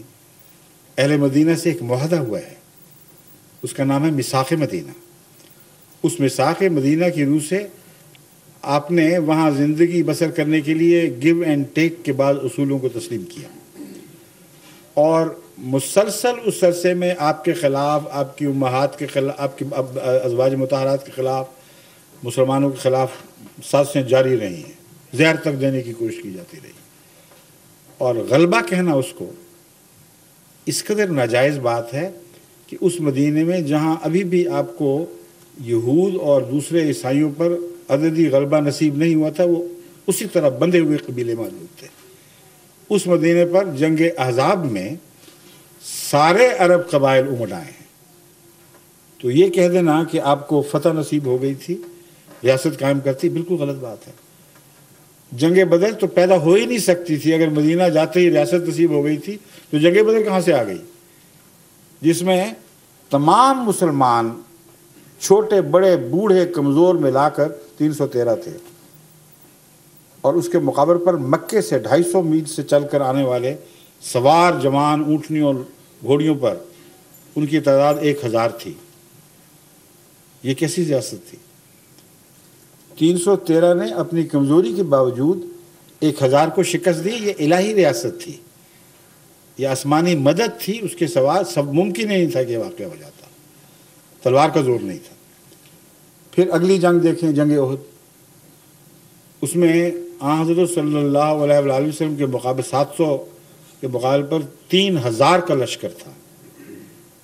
جنگ غفیر تھا. اور اس وقت بھی جب جنگ نے پلٹا کھایا ہے تو آپ کی حالت بالکل کمزوری کی تھی، یہاں تک کہ ایک موقع پر اعلان ہوا کہ آپ شہید ہو گئے. اور مدینے میں قرآن فرماتا ہے خوب منافقوں نے باتیں اڑائیں اور جگہ جگہ چہمگوئیاں ہوئیں، مذاق اڑائے جانے لگے، اور حضرت محمد صلی اللہ علیہ وسلم نے کوئی جوابی کارروائی نہیں کی. اس کو تلوار کی ریاست کہا جاتا ہے. پھر آگے جب جنگ احزاب ہوئی ہے تو حضرت صلی اللہ علیہ وسلم کے تمام حمایتی جو آپ کے ساتھ تھے، ٹوٹل تعداد 3000 سے زیادہ بتائی نہیں جاتی، اور سارے عرب قبائل نے آپ کو گھیر لیا تھا. اہل مدینہ نے اپنی مدد کھینچ لی. یہود نے اس خلاف وعدے کی خلاف ورزی کی کہ اگر کوئی حملہ آور ہوا تو ہم آپ سے دعا نہیں کریں گے، ہم آپ کے ساتھ ہو کے لڑیں گے. ساتھ لڑنا تو درکنار، ان سے سازشیں کیں اور پیٹھ میں چھرا گھونٹنے کی کوشش کی. تب وہ واقعات بھی نما ہوئے ہیں جو بنو قریظہ وغیرہ کو سزائیں ملی ہیں. تو اس کو کون اسلامی ریاست کہتا ہے؟ حضرت صلی اللہ علیہ وسلم فتح مکہ تک کسی ریاست کے سربراہ تھے نہ، آپ کو اس میں کوئی دلچسپی تھی. اور فتح مکہ تلوار سے نہیں ہوئی. کون سی تلوار تھی جس نے فتح مکہ کیا؟ حکم تھا کہ تلوار چلائی نہ جائے، اور خدا کا وعدہ ہے اور ضرور میں فتح کروں گا. حیرت انگیز ہے کہ وہ مسلمان جن کی تعداد صرف 3 سال پہلے تک کلہم 3000 سے زیادہ نہیں بنتی تھی، 10,000 کا لشکر بن کر مکے پر واضح ہوئے، اور اہل مکہ پھر بھی اکثریت میں تھے. لیکن جیسا کہ خدا کے رسول نے پیشگوئی فرمائی تھی، لڑائی کے ذریعے نہیں، اللہ تعالیٰ کے روب کے ذریعے میں فاتح ہوں گا. چنانچہ تلواریں نہیں چلیں سوائے ایک آدھ کے جو استثنائی واقعات ہوئے ہیں، اور فتح مکہ ہو گئی. فتح مکہ کے بعد کسی کو مجبور نہیں کیا کہ دین بدلو ورنہ تمہیں قتل کریں گے، ایک بھی واقعہ نہیں. اس لیے یہ جو تصور ہے آپ کے ذہن میں بعض آج کل کے علماء نے غلط ٹھونسا ہوا ہے، جو اسلام کی شان کے منافی ہے، اس کی تائید میں نہیں. اسلام اس طرح پیش کریں تو دنیا کو مغلوب کرے گا، کیونکہ اس کے ساتھ اس کے نشانات کی طاقت ہے، اس کے دلائل کی طاقت ہے، اور اسی پیغام کی قدر کی جاتی ہے جو اپنے دلائل کے روز سے، نہ کہ زور کے، نہ کہ تلوار کے زور سے دنیا پر فتح حاصل کر لے. اگر تلوار کی فتح کے کوئی معنی ہیں تو پھر کمیونزم کو اسلام سے بھی بڑی برتری حاصل ہو گئی. اس نے تلوار کے زور سے اس سے زیادہ لوگوں کو سرنگوں کر دیا جن کو اسلام نے کبھی بھی کیا تھا. پھر عیسائیت کا غلبہ مانے. اس غلبے کی حقیقت ہی کوئی نہیں. جو تلوار اور طاقت کے بل بوتے پر ہو، غلبہ وہ جو دلوں کا غلبہ ہو. اور حضرت محمد رسول اللہ صلی اللہ علیہ وسلم کا غلبہ قرآن کا غلبہ اور دلوں کا غلبہ تھا. یہ ہمارا ایمان ہے. ٹھیک ہے. ایک سوال ایک ابھی کچھ تھوڑی سی پیاس باقی آئیے. حضور اصل میں میرا سوال لمبا تھا، درمیان میں میرا مقصد یہ نہیں تھا کہ تلوار، میں یہ نہیں ثابت کرنا چاہتا. حکومت میں نے ثابت کر دیا. حکومت یا نفاذ اسلام، وہ رسول اکرم صلی اللہ علیہ وسلم کے نفاذ اسلام بھی نہیں ہوا. میں یہی تو بتا رہا ہوں آپ کو، میں جواب دے چکا ہوں. حضرت صلی اللہ علیہ وسلم نے بزور شمشیر کبھی نفاذ اسلام نہیں فرمایا. بزور شمشیر نہیں، جیسے بھی زور حکومت کبھی نفاذ اسلام نہیں فرمایا. اسلام ان لوگوں پر نافذ ہوا ہے جو دل سے قبول کر گئے تھے، اور جو نہیں قبول کر گئے تھے ان پر ریاست اسلام اس لیے نافذ نہیں کر سکتی تھی کہ قرآن کریم فرماتا ہے صبح آتے تھے، مانتے تھے، شام کو مرتد ہو کے نکل جاتے تھے. فرماتا ہے کہ نہیں؟ تو اگر مرتد کی سزا قتل سے ڈرے ہوئے تھے وہ لوگ، تو قرآن یہ کیا کہہ رہا ہے؟ اس لیے کوئی جبر نہیں تھا. لا اکراہ فی الدین، کھلی چھٹی تھی. آؤ تو شوق سے آؤ، جاتے ہو تو شوق سے جاؤ، خدا پکڑے گا تمہیں. اس لیے نفاذ اسلام زبردستی ہو ہی نہیں سکتا تھا. نفاذ اسلام کرنے کی کوشش کرتے، کسی کا دل نہ چاہتا تو کہتا میں مسلمان ہی نہیں. اور نفاذ اسلام کی سختیاں دیکھ کر پھر وہ کون پاگل تھا جو مان رہا تھا؟ کیونکہ نفاذ اسلام میں جو سختی ہے وہ جب تک دل نہ مانے وہ انسان قبول کر ہی نہیں سکتا. باقی تاریخ تو الجھی ہوئی ہے نا. آج کی تاریخ آپ کے سامنے پاکستان، وہاں نفاذ اسلام ریاست نے قائم کرنے کی کوشش کی تھی کہ نہیں؟ اب یہ کل کا واقعہ ہے. ضیاء جب ابھی زندہ تھے، ریاست کی طاقت سے وہاں نفاذ اسلام کرنے کی کوشش کی گئی ہے کہ نہیں کی گئی؟ کیوں نہیں ہوا؟ کہاں نافذ ہوا ہے؟ لڑکانے میں یا کسی اور علاقے میں، یا کراچی میں ہو رہا ہے آج کل نفاذ اسلام، یا لاہور میں جہاں دن بدن جبر اور قتل و غارت کے واقعات بڑھ رہے ہیں. یعنی فضی دنیا میں نہ رہیں، خدا کے لیے نیچے اترے، آنکھیں کھول کے دیکھیں کہ ہو کیا رہا ہے. ایسا نفاذ اسلام جو جبر سے ہو یا نفاذ دین، وہ ناممکن ہے کہ باقی رہ جائے، اور کبھی بھی وہ قائم نہیں ہو سکتا. نفاذ اسلام حضرت محمد رسول اللہ نے تکلیفوں کے رستے سے کیا ہے. بڑی محنت فرمائی ہے ان لوگوں کی اصلاح کے لیے. اتنا ان کو پاک باز کیا کہ جان کی بازیاں کھیل گئے اور ایمان سے نہیں پیچھے ہٹے. اپنا سب کچھ لوٹا دیا، اپنی سرداریاں چھوڑ دیں. اس کو نفاذ اسلام کہتے ہیں. اس کے بعد جبر کی ضرورت ہی کوئی نہیں. جب دل مان گئے تو میاں بیوی راضی، کیا کرے قاضی. ٹھیک ہے، شکریہ حضور. یہ آخری سوال تھا. شکریہ، جزاک اللہ. وہ ایک صاحب سے میں نے کہا تھا اگر وقت ہوا تو ان کو، اگر دیکھیں بات سنیں، وقت تو گزر گیا ہے، اگر ہمارے دوست اجازت دیں تو ان کو بڑا ایک سوال آیا ہوا ہے. اجازت ہے؟ جزاک اللہ. شکریہ. شکریہ جی. میرا پہلا سوال تو ایک عام سا سوال تھا. اب اصل آنے والا ہے. کہتے ہیں آپ جگر تھام کے بیٹھو، میری باری آئی، میں تیار ہوں، حاضر ہوں. عام طور پہ یہ کہا جاتا ہے کہ اللہ تعالیٰ جو ہے اس نے جو قانون بنایا ہے، قانون کل، اللہ تعالیٰ جو ہے جی ہیں نہیں، کیونکہ قرآن کریم نے وحدت میں پیش اس لیے کیا ہے تاکہ کوئی اور اس کا مثیل نہ رہے. جی جی. جو اللہ تعالیٰ ہے، اللہ جل شانہ، کیا ہے وہ؟ اللہ جل شانہ ہاں ہاں ظاہر ایک واحد ہے. ٹھیک ہے، بالکل صحیح. تو میرا کویشچن یہ ہے کہ عام طور پہ یہ کہا جاتا ہے کہ اللہ تعالیٰ نے جو قانون قدرت بنایا ہے، اللہ تعالیٰ اسی کے مطابق جو ہے چلتا ہے. ٹھیک ہے، اس کی نفی نہیں کی جاتی ہے. ٹھیک ہے. ٹھیک ہے. کویشچن میرا یہ ہے کہ جب حضرت عیسیٰ علیہ السلام جو ہے وہ پیدا ہوئے، ٹھیک، تو ان کے بارے میں یہ ہے کہ وہ بن باپ کے پیدا ہوئے. ٹھیک. ٹھیک ہے. اس کے بعد بعض لوگ کہتے ہیں کہ انہیں سلیپ پہ لٹکا دیا گیا، وہ وہیں پہ قتل ہو گئے. نہیں، وہ تو بعض کہتے ہیں، ہم نہیں کہتے. جی. ہم تو کہتے ہیں بچ گئے. جی.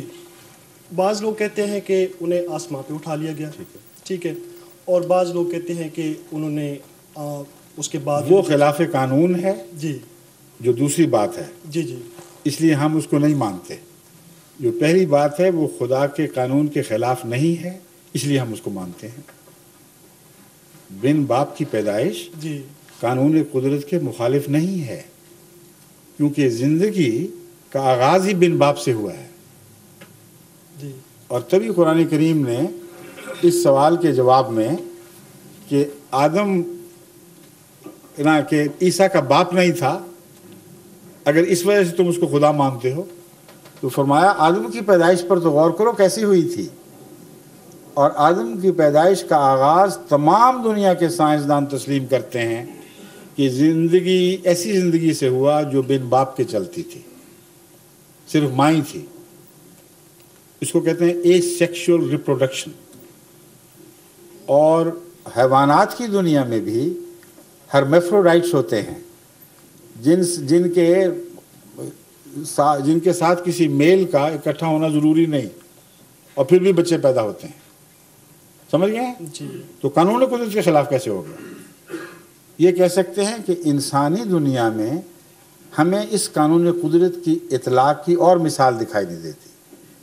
یہ تو کہہ سکتے ہیں، اسے خلاف قانون قدرت نہیں کہہ سکتے. بس خدا تعالیٰ نے نفی نہیں فرمائی، اعجازی ایک نشان ہے کہ انسانی زندگی میں بھی یہ واقعہ کر دکھایا جو حیوانی زندگی میں مسلم ہے. ٹھیک ہے؟ جی شکریہ. اب وقت ہو گیا. اچھا، السلام علیکم، خدا حافظ.